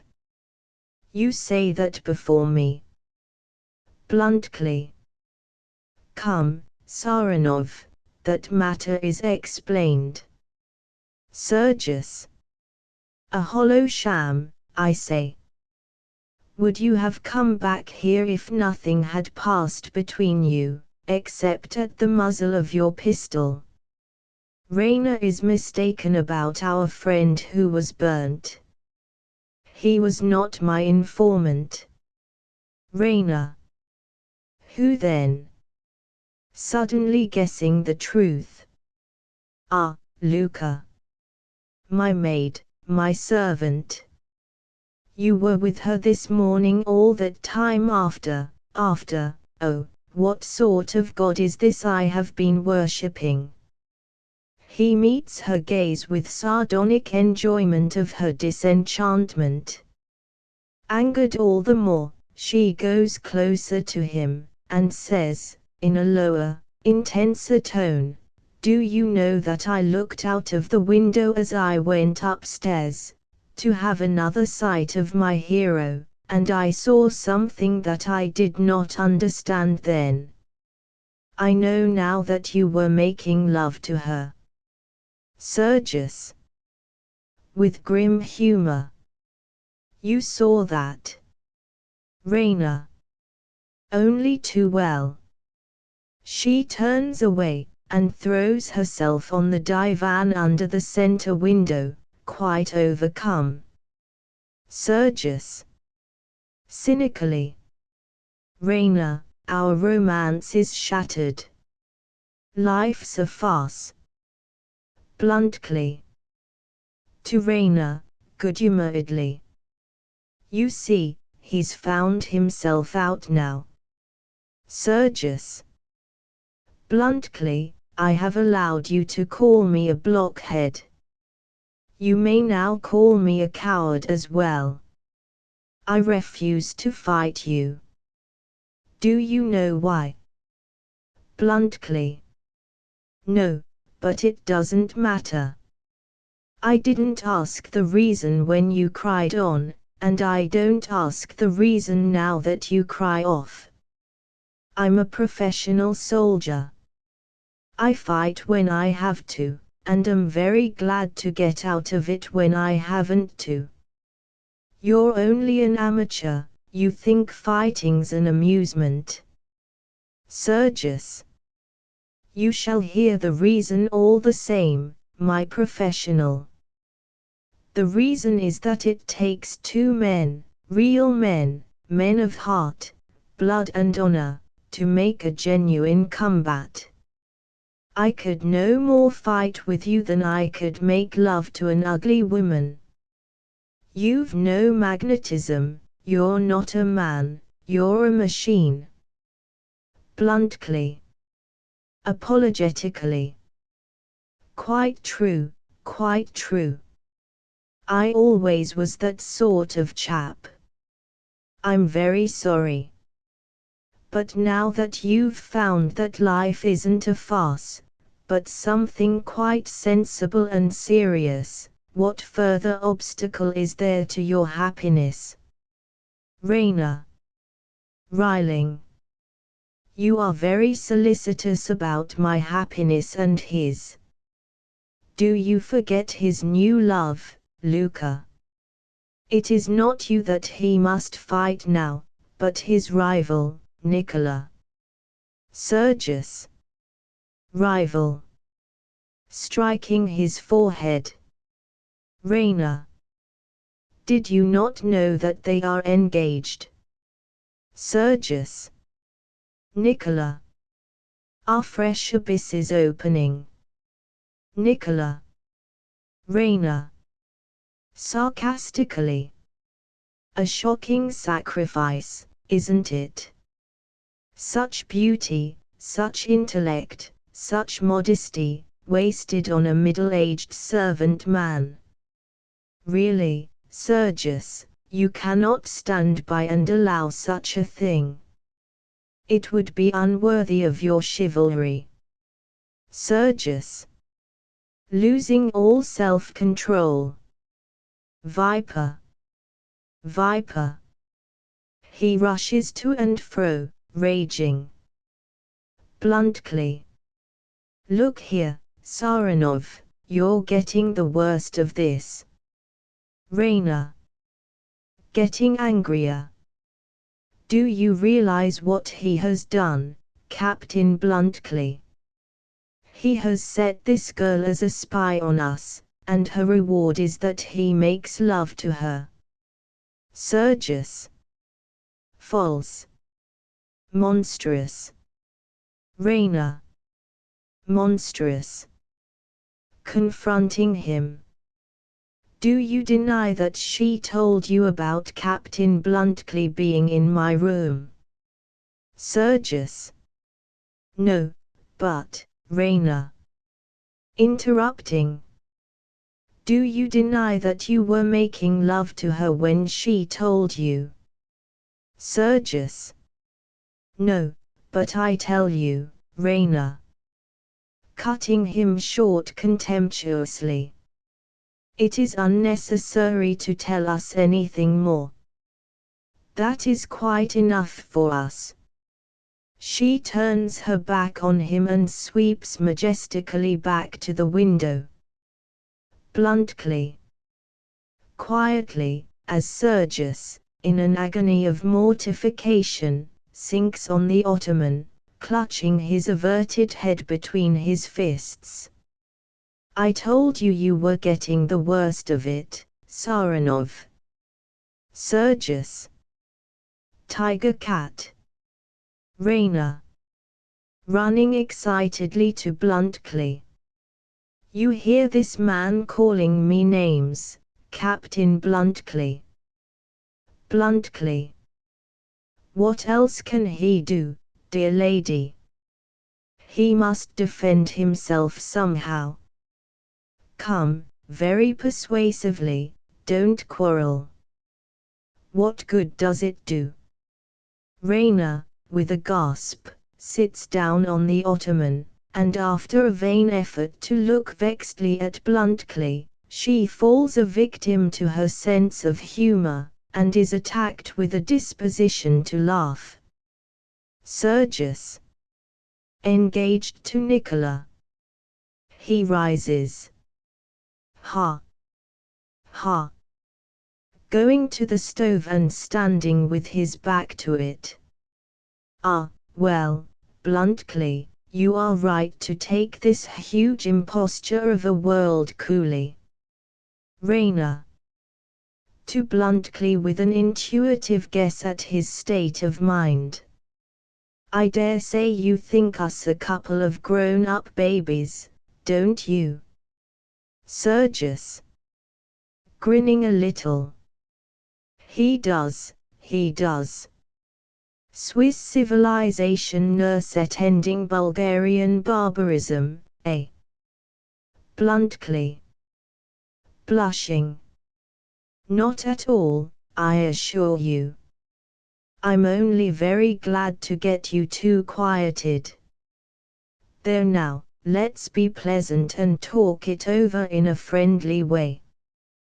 Where is this other young lady? Raina. Listening at the door, probably. Sergius. Shivering as if a bullet had struck him, and speaking with quiet but deep indignation. I will prove that, at least, is a calumny. He goes with dignity to the door and opens it.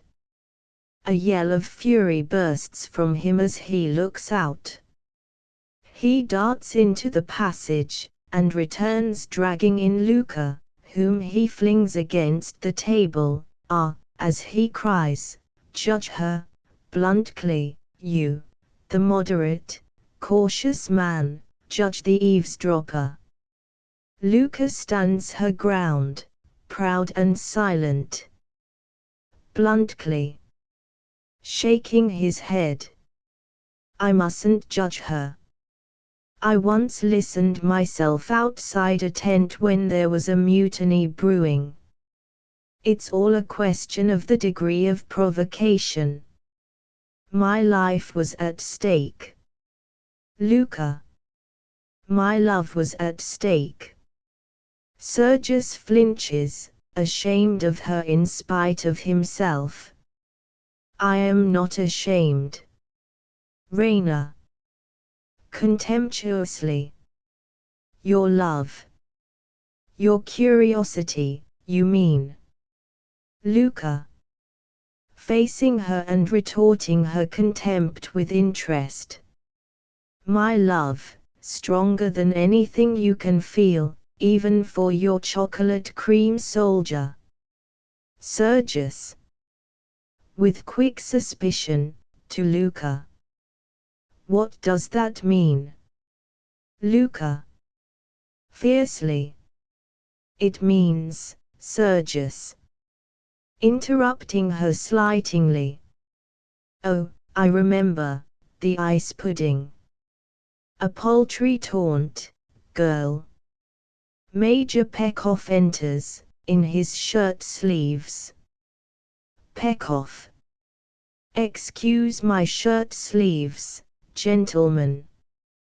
Raina, somebody has been wearing that coat of mine, I'll swear it, somebody with bigger shoulders than mine. It's all burst open at the back. Your mother is mending it. I wish she'd make haste. I shall catch cold. He looks more attentively at them. Is anything the matter, Raina? No.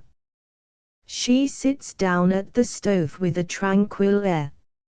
Sergius? Oh, no. He sits down at the end of the table, as at first. Bluntly. Who is already seated? Nothing, nothing. Pekhov. Sitting down on the ottoman in his old place. That's all right. He notices Luka. Anything the matter, Luka? Luka? No, sir. Pekhov. Genially. That's all right. He sneezes. Go and ask your mistress for my coat, like a good girl, will you? She turns to obey, but Nicola enters with the coat, and she makes a pretense of having business in the room by taking the little table with the hookah away to the wall near the windows. Raina. Rising quickly, as she sees the coat on Nicola's arm. Here it is, Papa. Give it to me, Nicola, and do you put some more wood on the fire. She takes the coat, and brings it to the Major, who stands up to put it on. Nicola attends to the fire. Pekhov. To Raina, teasing her affectionately. Aha! Going to be very good to poor old Papa just for one day after his return from the wars, eh? Raina. With solemn reproach. Ah, how can you say that to me, father? Pekhov. Well, well, only a joke, little one. Come, give me a kiss. She kisses him. Now give me the coat. Raina. Now, I am going to put it on for you. Turn your back. He turns his back and feels behind him with his arms for the sleeves. She dexterously takes the photograph from the pocket and throws it on the table before Bluntly, who covers it with a sheet of paper under the very nose of Sergius, who looks on amazed, with his suspicions roused in the highest degree. She then helps Pekhov on with his coat. There, dear. Now are you comfortable? Pekhov. Quite, little love. Thanks. He sits down, and Raina returns to her seat near the stove. Oh, by the by, I found something funny. What's the meaning of this? He put his hand into the picked pocket. Eh? Hello. He tries the other pocket. Well, I could have sworn, much puzzled, he tries the breast pocket. I wonder, tries the original pocket. Where can it? A light flashes on him, he rises, exclaiming, your mother's taken it. Raina. Very red. Taken what? Pekhov. Your photograph, with the inscription, Raina, to her chocolate cream soldier, a souvenir. Now you know there's something more in this than meets the eye, and I'm going to find it out. Shouting, Nicola. Nicola. Dropping a log, and turning. Sir. Pekhov. Did you spoil any pastry of Miss Rayner's this morning? Nicola. You heard Miss Rayner say that I did, sir. Pekoff. I know that, you idiot. Was it true? Nicola. I am sure Miss Rayner is incapable of saying anything that is not true, sir. Pekoff. Are you? Then I'm not. Turning to the others. Come, do you think I don't see it all? Goes to Sergius, and slaps him on the shoulder. Sergius, you're the chocolate cream soldier, aren't you? Sergius. Starting up. I. A chocolate cream soldier. Certainly not. Pekoff. Not. He looks at them. They are all very serious and very conscious. Do you mean to tell me that Rayner sends photographic souvenirs to other men? Sergius. Enigmatically. The world is not such an innocent place as we used to think, Pekoff. Bluntly. Rising. It's all right, Major. I'm the chocolate cream soldier. Pekoff and Sergius are equally astonished. The gracious young lady saved my life by giving me chocolate creams when I was starving. Shall I ever forget their flavor? My late friend Stills told you the story at Piero. I was the fugitive. Pekoff. You. He gasps. Sergius, do you remember how those two women went on this morning when we mentioned it? Sergius smiles cynically. Pekoff confronts Rayner severely. You're a nice young woman, aren't you? Rayner. Bitterly. Major Saranov has changed his mind. And when I wrote that on the photograph, I did not know that Captain Bluntclay was married. Bluntclay. Much startled, protesting vehemently. I'm not married. Rayner. With deep reproach. You said you were. Bluntclay. I did not. I positively did not. I never was married in my life. Pekoff. Exasperated. Rayner, will you kindly inform me, if I am not asking too much, which gentleman you are engaged to? Rayner. To neither of them. This young lady, introducing Luca, who faces them all proudly, is the object of Major Saranov's affections at present. Pekoff. Luca. Are you mad, Sergius? Why, this girl's engaged to Nicola. Nicola. Coming forward. I beg your pardon, sir. There is a mistake. Luca is not engaged to me. Pekoff. Not engaged to you, you scoundrel.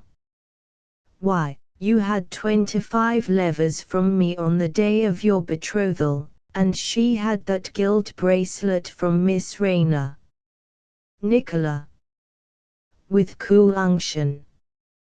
We gave it out so, sir. But it was only to give Luca protection.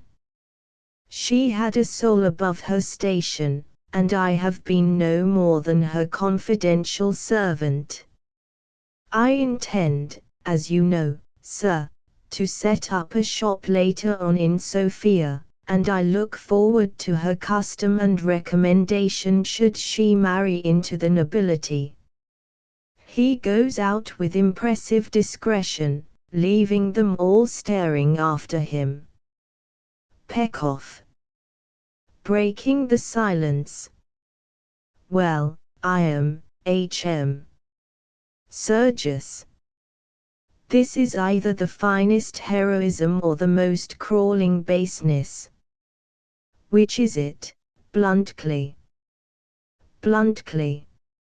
Never mind whether it's heroism or baseness. Nicholas the ablest man I've met in Bulgaria. I'll make him manager of a hotel if he can speak French and German. Luca. Suddenly breaking out at Sergius. I have been insulted by everyone here. You set them the example. You owe me an apology. Sergius immediately, like a repeating clock of which the spring has been touched, begins to fold his arms. Bluntly. Before he can speak. It's no use. He never apologizes. Luca. Not to you, his equal and his enemy. To me, his poor servant, he will not refuse to apologize. Sergius. Approvingly. You are right. He bends his knee in his grandest manner. Forgive me. Luca. I forgive you. She timidly gives him her hand, which he kisses. That touch makes me your affianced wife. Sergius. Springing up. Ah, I forgot that. Luca. Coldly. You can withdraw if you like. Sergius. Withdraw. Never. You belong to me. He puts his arm about her and draws her to him. Catherine comes in and finds Luca in Sergius's arms, and all the rest gazing at them in bewildered astonishment. Catherine. What does this mean? Sergius releases Luca. Pekoff. Well, my dear, it appears that Sergius is going to marry Luca instead of Raina. She is about to break out indignantly at him. He stops her by exclaiming testily. Don't blame me, I've nothing to do with it. He retreats to the stove. Catherine. Marry Luca. Sergius, you are bound by your word to us. Sergius. Folding his arms. Nothing binds me. Bluntly. Much pleased by this piece of common sense. Saranov, your hand. My congratulations. These heroics of yours have their practical side after all. To Luca. Gracious young lady, the best wishes of a good Republican. He kisses her hand, to Raina's great disgust. Catherine. Threateningly. Luca, you have been telling stories. Luca. I have done Raina no harm. Catherine. Haughtily. Raina. Raina is equally indignant at the liberty. Luca. I have a right to call her Raina, she calls me Luca. I told Major Saranov she would never marry him if the Swiss gentleman came back. Bluntly. Surprised. Hello. Luca. Turning to Raina. I thought you were fonder of him than of Sergius. You know best whether I was right. Bluntly. What nonsense. I assure you, my dear Major, my dear Madam, The gracious young lady simply saved my life, nothing else. She never cared 2 straws for me. Why, bless my heart and soul, look at the young lady and look at me. She, rich, young, beautiful, with her imagination full of fairy princes and noble natures and cavalry charges and goodness knows what.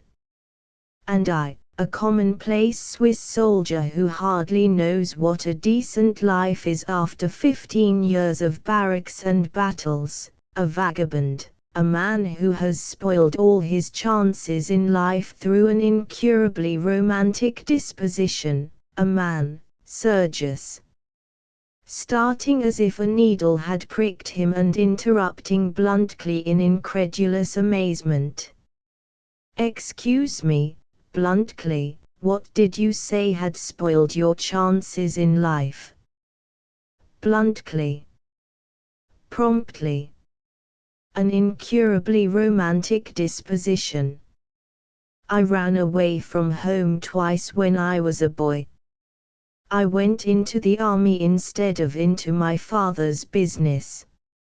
I climbed the balcony of this house when a man of sense would have dived into the nearest cellar.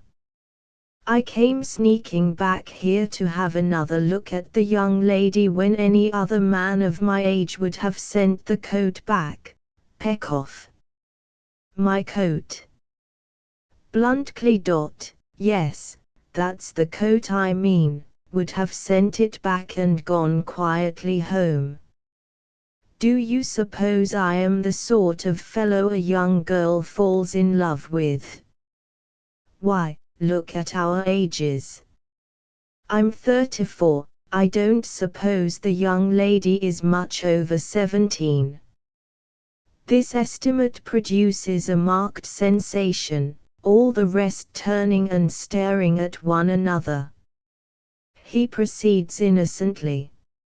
All that adventure which was life or death to me, was only a schoolgirl's game to her, chocolate creams and hide and seek. Here's the proof. He takes the photograph from the table. Now, I ask you, would a woman who took the affair seriously have sent me this and written on it, Rainer, to her chocolate cream soldier, a souvenir? He exhibits the photograph triumphantly, as if it settled the matter beyond all possibility of refutation. Peck-off. That's what I was looking for. How the deuce did it get there? Bluntly. To Rainer complacently. I have put everything right, I hope, gracious young lady. Rainer. In uncontrollable vexation. I quite agree with your account of yourself. You are a romantic idiot. Bluntly is unspeakably taken aback. Next time I hope you will know the difference between a schoolgirl of 17 and a woman of 23. Bluntly. Stupefied. 23. She snaps the photograph contemptuously from his hand, tears it across, and throws the pieces at his feet. Sergius. With grim enjoyment of Bluntly's discomfiture. Bluntly, my one last belief is gone. Your sagacity is a fraud, like all the other things. You have less sense than even I have. Bluntly. Overwhelmed. 23. 23. He considers. H.M. Swiftly making up his mind. In that case, Major Peck-off, I beg to propose formally to become a suitor for your daughter's hand, in place of Major Saranov retired. Rainer. You dare. Bluntly. If you were 23 when you said those things to me this afternoon, I shall take them seriously. Catherine. Loftily polite. I doubt, sir, whether you quite realize either my daughter's position or that of Major Sergius Saronov, whose place you propose to take. The Pekhoffs and the Saronovs are known as the richest and most important families in the country. Our position is almost historical, we can go back for nearly 20 years. Pekhoff. Oh, never mind that, Catherine. To Bluntkley. We should be most happy, Bluntkley, if it were only a question of your position, but hang it, you know, Rayner is accustomed to a very comfortable establishment. Sergius keeps 20 horses. Bluntkley. But what on earth is the use of 20 horses? Why, it's a circus. Catherine. Severely. My daughter, sir, is accustomed to a first-rate stable. Rayner. Hush, mother, you're making me ridiculous. Bluntkley. Oh, well, if it comes to a question of an establishment, here goes. He goes impetuously to the table and seizes the papers in the blue envelope. How many horses did you say? Sergius.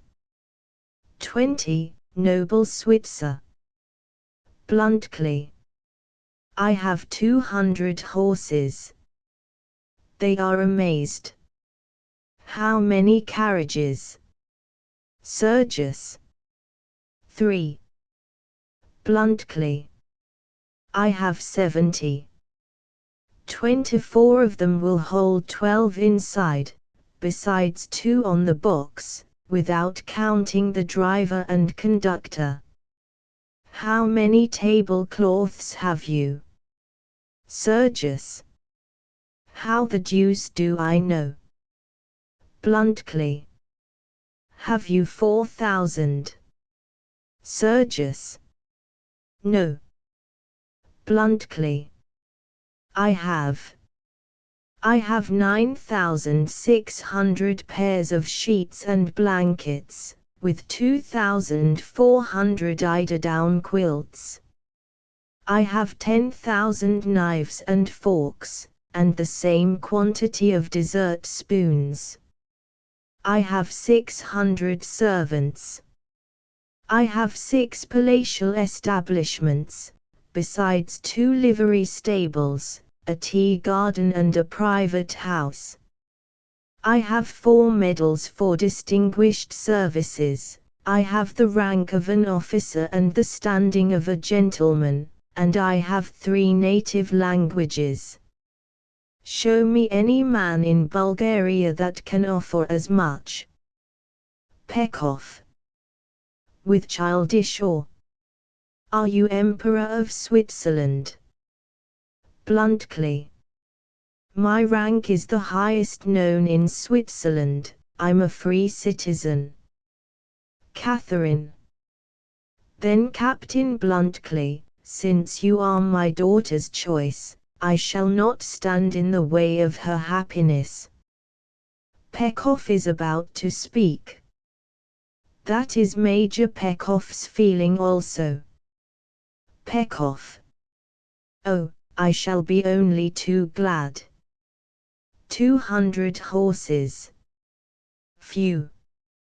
Sergius. What says the lady? Rayner. Pretending to sulk. The lady says that he can keep his tablecloths and his omnibuses. I am not here to be sold to the highest bidder. Bluntkley. I won't take that answer. I appealed to you as a fugitive, a beggar, and a starving man. You accepted me. You gave me your hand to kiss, your bed to sleep in, and your roof to shelter me, Rainer. Interrupting him. I did not give them to the Emperor of Switzerland. Bluntly. That's just what I say. He catches her hand quickly and looks her straight in the face as he adds, with confident mastery, now tell us who you did give them to. Rainer. Succumbing with a shy smile. To my chocolate cream soldier. Bluntly. With a boyish laugh of delight. That'll do. Thank you. Looks at his watch and suddenly becomes businesslike. Time's up, Major. You've managed those regiments so well that you are sure to be asked to get rid of some of the infantry of the Timok division. Send them home by way of Lom Polanka. Saranov, don't get married until I come back. I shall be here punctually at 5 in the evening on Tuesday fortnight.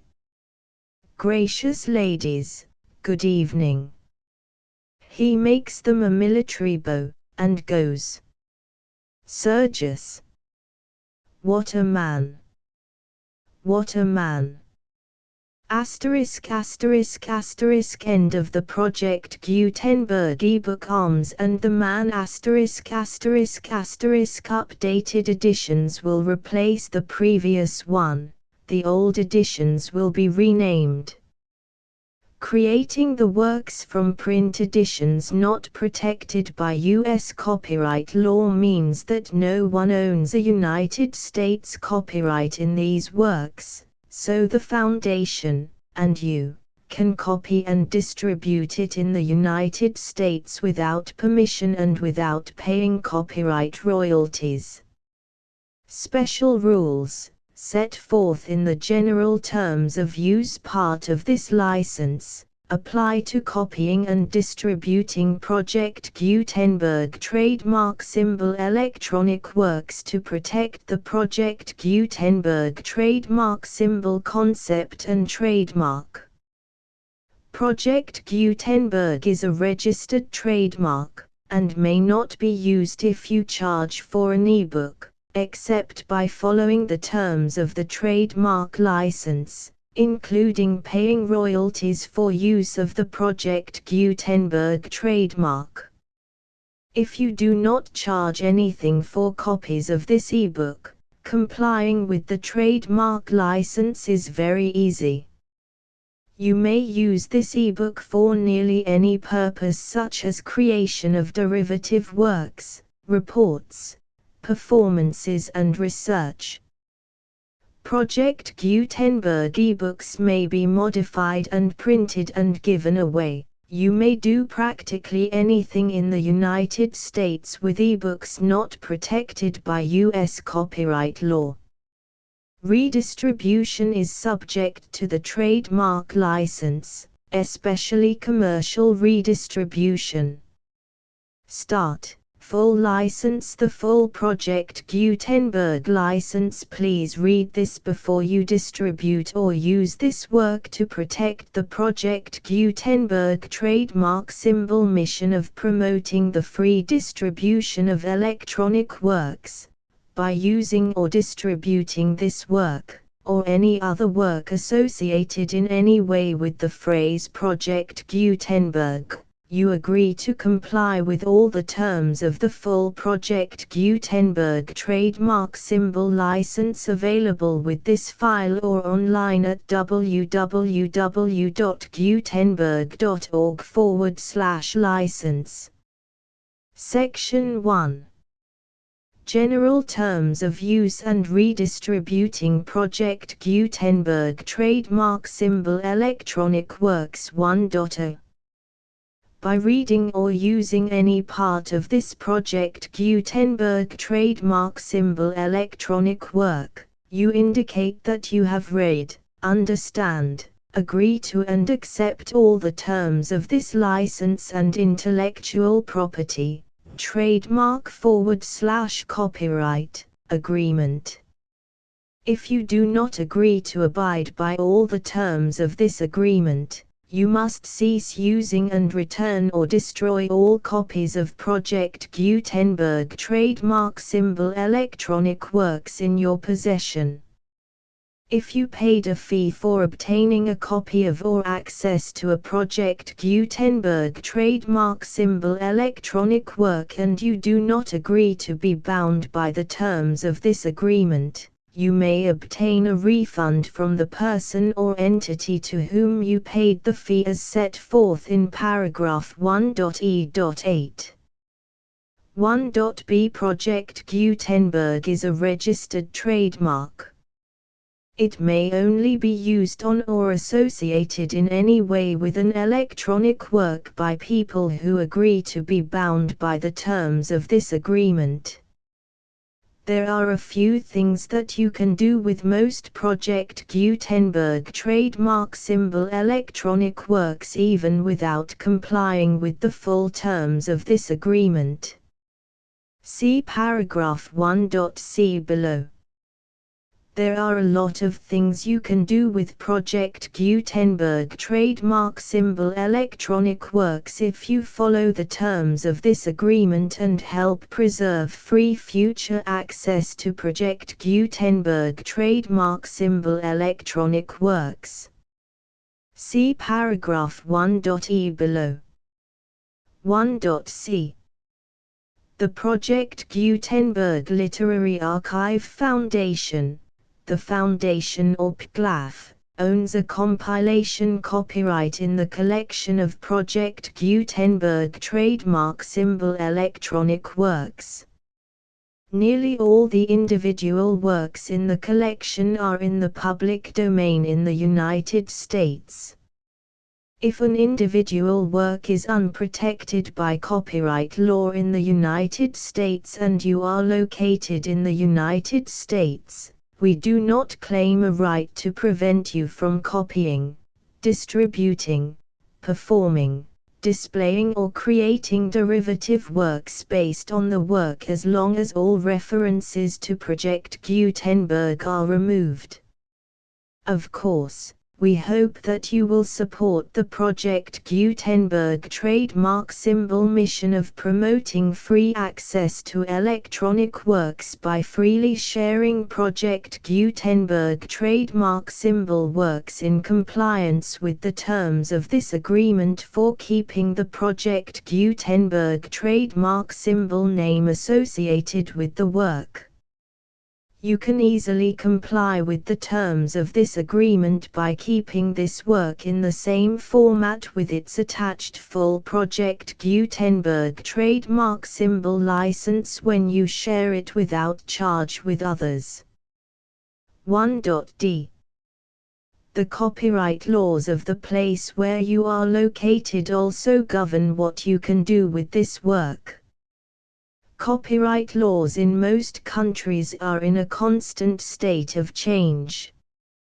If you are outside the United States, check the laws of your country in addition to the terms of this agreement before downloading, copying, displaying, performing, distributing or creating derivative works based on this work or any other Project Gutenberg trademark symbol work. The Foundation makes no representations concerning the copyright status of any work in any country other than the United States. 1.e Unless you have removed all references to Project Gutenberg, 1.e.1. The following sentence, with active links to, or other immediate access to, the full Project Gutenberg trademark symbol license must appear prominently whenever any copy of a Project Gutenberg trademark symbol work, any work on which the phrase Project Gutenberg appears, or with which the phrase Project Gutenberg is associated, is accessed, displayed, performed, viewed, copied or distributed, This ebook is for the use of anyone anywhere in the United States and most other parts of the world at no cost and with almost no restrictions whatsoever. You may copy it, give it away or reuse it under the terms of the Project Gutenberg license included with this ebook or online at www.gutenberg.org. If you are not located in the United States, you will have to check the laws of the country where you are located before using this ebook. 1.e.2 If an individual Project Gutenberg trademark symbol electronic work is derived from texts not protected by U.S. copyright law, does not contain a notice indicating that it is posted with permission of the copyright holder, the work can be copied and distributed to anyone in the United States without paying any fees or charges. If you are redistributing or providing access to a work with the phrase Project Gutenberg associated with or appearing on the work, you must comply either with the requirements of paragraphs 1.e.1 through 1.e.7 or obtain permission for the use of the work and the Project Gutenberg trademark symbol trademark as set forth in paragraphs 1.e.8 or 1.e.9. 1.e.3 If an individual Project Gutenberg trademark symbol electronic work is posted with the permission of the copyright holder, your use and distribution must comply with both paragraphs 1.e.1 through 1.e.7 and any additional terms imposed by the copyright holder. Additional terms will be linked to the Project Gutenberg trademark symbol license for all works posted with the permission of the copyright holder found at the beginning of this work. 1.e.4 Do not unlink or detach or remove the full Project Gutenberg trademark symbol license terms from this work, or any files containing a part of this work or any other work associated with Project Gutenberg trademark symbol. 1.e.5 Do not copy, display, perform, distribute or redistribute this electronic work, or any part of this electronic work, without prominently displaying the sentence set forth in paragraph 1.e.1 with active links or immediate access to the full terms of the Project Gutenberg trademark symbol license. 1.e.6 You may convert to and distribute this work in any binary, compressed, marked up, non-proprietary or proprietary form, including any word processing or hypertext form. However, if you provide access to or distribute copies of a Project Gutenberg trademark symbol work in a format other than plain vanilla ASCII or other format used in the official version posted on the official Project Gutenberg trademark symbol website, www.gutenberg.org, you must, at no additional cost, fee or expense to the user, provide a copy, a means of exporting a copy, or a means of obtaining a copy upon request, of the work in its original plain vanilla ASCII or other form. Any alternate format must include the full Project Gutenberg trademark symbol license as specified in paragraph 1.e.1. 1.e.7 Do not charge a fee for access to, viewing, displaying, performing, copying or distributing any Project Gutenberg trademark symbol works unless you comply with paragraph 1.e.8 or 1.e.9. 1.e.8. You may charge a reasonable fee for copies of or providing access to or distributing Project Gutenberg trademark symbol electronic works, provided that you pay a royalty fee of 20% of the gross profits you derive from the use of Project Gutenberg trademark symbol works calculated using the method you already use to calculate your applicable taxes.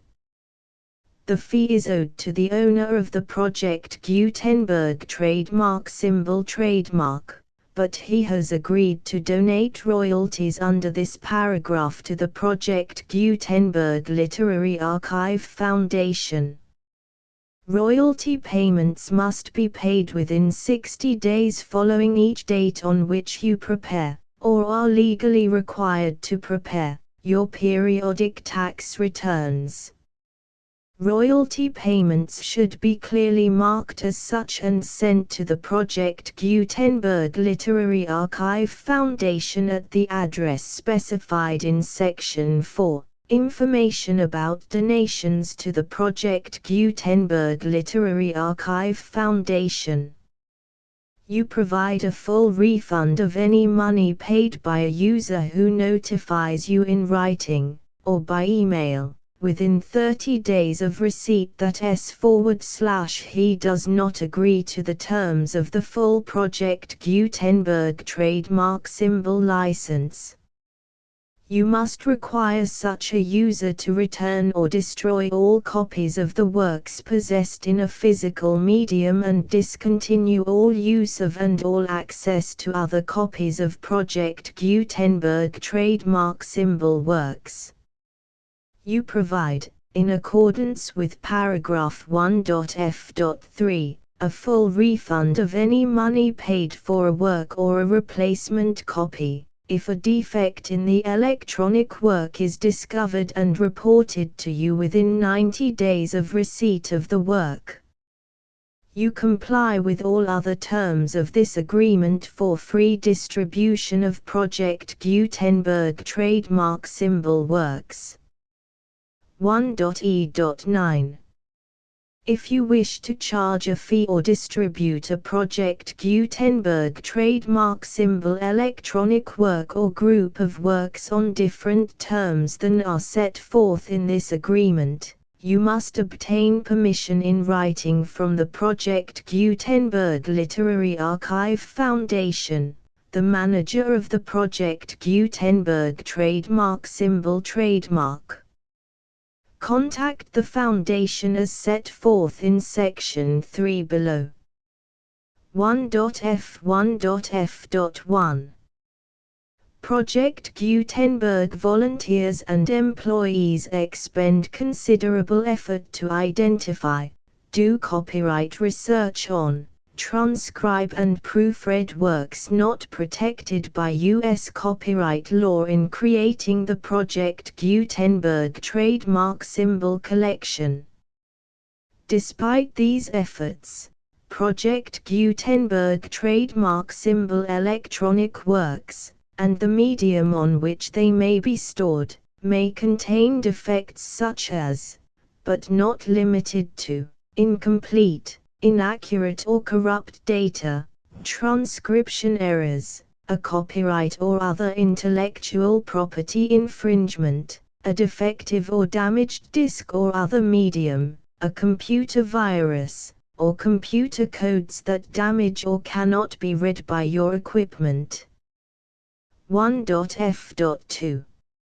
Limited warranty, disclaimer of damages, except for the right of replacement or refund described in paragraph 1.f.3, the Project Gutenberg Literary Archive Foundation, the owner of the Project Gutenberg trademark symbol trademark, and any other party distributing a Project Gutenberg trademark symbol electronic work under this agreement, disclaim all liability to you for damages, costs and expenses, including legal fees.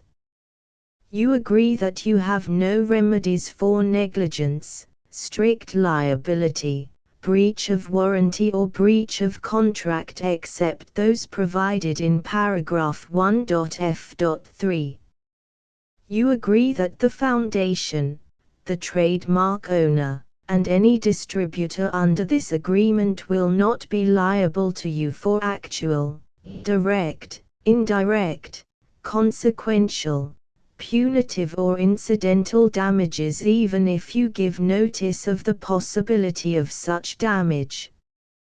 1.f.3.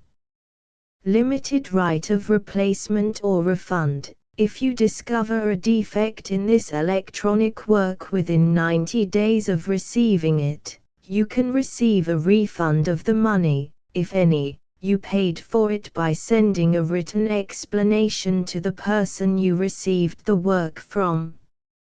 If you received the work on a physical medium, you must return the medium with your written explanation. The person or entity that provided you with the defective work may elect to provide a replacement copy in lieu of a refund. If you received the work electronically, the person or entity providing it to you may choose to give you a second opportunity to receive the work electronically in lieu of a refund. If the second copy is also defective, you may demand a refund in writing without further opportunities to fix the problem. 1.f.4. Except for the limited right of replacement or refund set forth in paragraph 1.f.3, this work is provided to you as is, with no other warranties of any kind, express or implied, including but not limited to warranties of merchantability or fitness for any purpose. 1.f.5. Some states do not allow disclaimers of certain implied warranties or the exclusion or limitation of certain types of damages. If any disclaimer or limitation set forth in this agreement violates the law of the state applicable to this agreement, the agreement shall be interpreted to make the maximum disclaimer or limitation permitted by the applicable state law. The invalidity or unenforceability of any provision of this agreement shall not void the remaining provisions. 1.f.6. Indemnity. You agree to indemnify and hold the foundation, the trademark owner, any agent or employee of the foundation, anyone providing copies of Project Gutenberg trademark symbol electronic works in accordance with this agreement, and any volunteers associated with the production, promotion and distribution of Project Gutenberg trademark symbol electronic works, harmless from all liability, costs and expenses, including legal fees, that arise directly or indirectly from any of the following which you do or cause to occur. A. Distribution of this or any Project Gutenberg trademark symbol work. B. Alteration, modification, or additions or deletions to any Project Gutenberg trademark symbol work, and c. Any defect you cause. Section 2. Information about the mission of Project Gutenberg trademark symbol. Project Gutenberg trademark symbol is synonymous with the free distribution of electronic works in formats readable by the widest variety of computers, including obsolete, old, middle-aged and new computers. It exists because of the efforts of hundreds of volunteers and donations from people in all walks of life. Volunteers and financial support to provide volunteers with the assistance they need are critical to reaching Project Gutenberg trademark symbol's goals and ensuring that the Project Gutenberg trademark symbol collection will remain freely available for generations to come. In 2001, the Project Gutenberg Literary Archive Foundation was created to provide a secure and permanent future for Project Gutenberg trademark symbol and future generations. To learn more about the Project Gutenberg Literary Archive Foundation and how your efforts and donations can help, see sections 3 and 4 and the Foundation information page at www.gutenberg.org. Section 3. Information about the Project Gutenberg Literary Archive Foundation. The Project Gutenberg Literary Archive Foundation is a non-profit 501(c)(3) educational corporation organized under the laws of the state of Mississippi and granted tax-exempt status by the Internal Revenue Service. The Foundation's IN or Federal Tax Identification Number is 64-6221541. Contributions to the Project Gutenberg Literary Archive Foundation are tax-deductible to the full extent permitted by U.S. federal laws and your state's laws. The Foundation's business office is located at 809 North 1500 West, Salt Lake City, UT 84116, 801-596-1887. Email contact links and up-to-date contact information can be found at the Foundation's website and official page at www.gutenberg.org/contact section 4. Information about donations to the Project Gutenberg Literary Archive Foundation. Project Gutenberg trademark symbol depends upon and cannot survive without widespread public support and donations to carry out its mission of increasing the number of public domain and licensed works that can be freely distributed in machine-readable form accessible by the widest array of equipment including outdated equipment. Many small donations, $1 to $5,000, are particularly important to maintaining tax-exempt status with the IRS. The Foundation is committed to complying with the laws regulating charities and charitable donations in all 50 states of the United States. Compliance requirements are not uniform and it takes a considerable effort, much paperwork and many fees to meet and keep up with these requirements. We do not solicit donations in locations where we have not received written confirmation of compliance. To send donations or determine the status of compliance for any particular state, visit www.gutenberg.org/donate. While we cannot and do not solicit contributions from states where we have not met the solicitation requirements, we know of no prohibition against accepting unsolicited donations from donors in such states who approach us with offers to donate. International donations are gratefully accepted, but we cannot make any statements concerning tax treatment of donations received from outside the United States. U.S. laws alone swamp our small staff. Please check the Project Gutenberg web pages for current donation methods and addresses.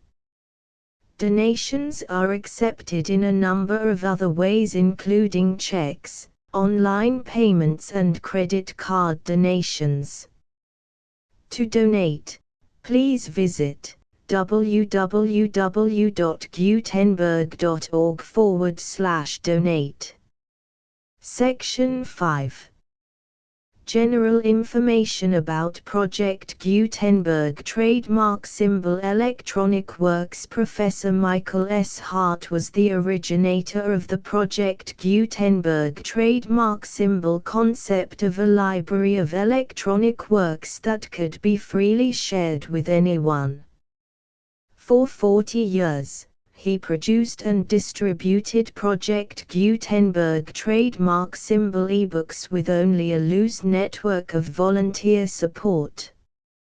Project Gutenberg trademark symbol ebooks are often created from several printed editions, all of which are confirmed as not protected by copyright in the US unless a copyright notice is included. Thus, we do not necessarily keep ebooks in compliance with any particular paper edition. Most people start at our website, which has the main PG search facility, www.gutenberg.org. This website includes information about Project Gutenberg trademark symbol, including how to make donations to the Project Gutenberg Literary Archive Foundation, how to help produce our new ebooks, and how to subscribe to our email newsletter to hear about new ebooks.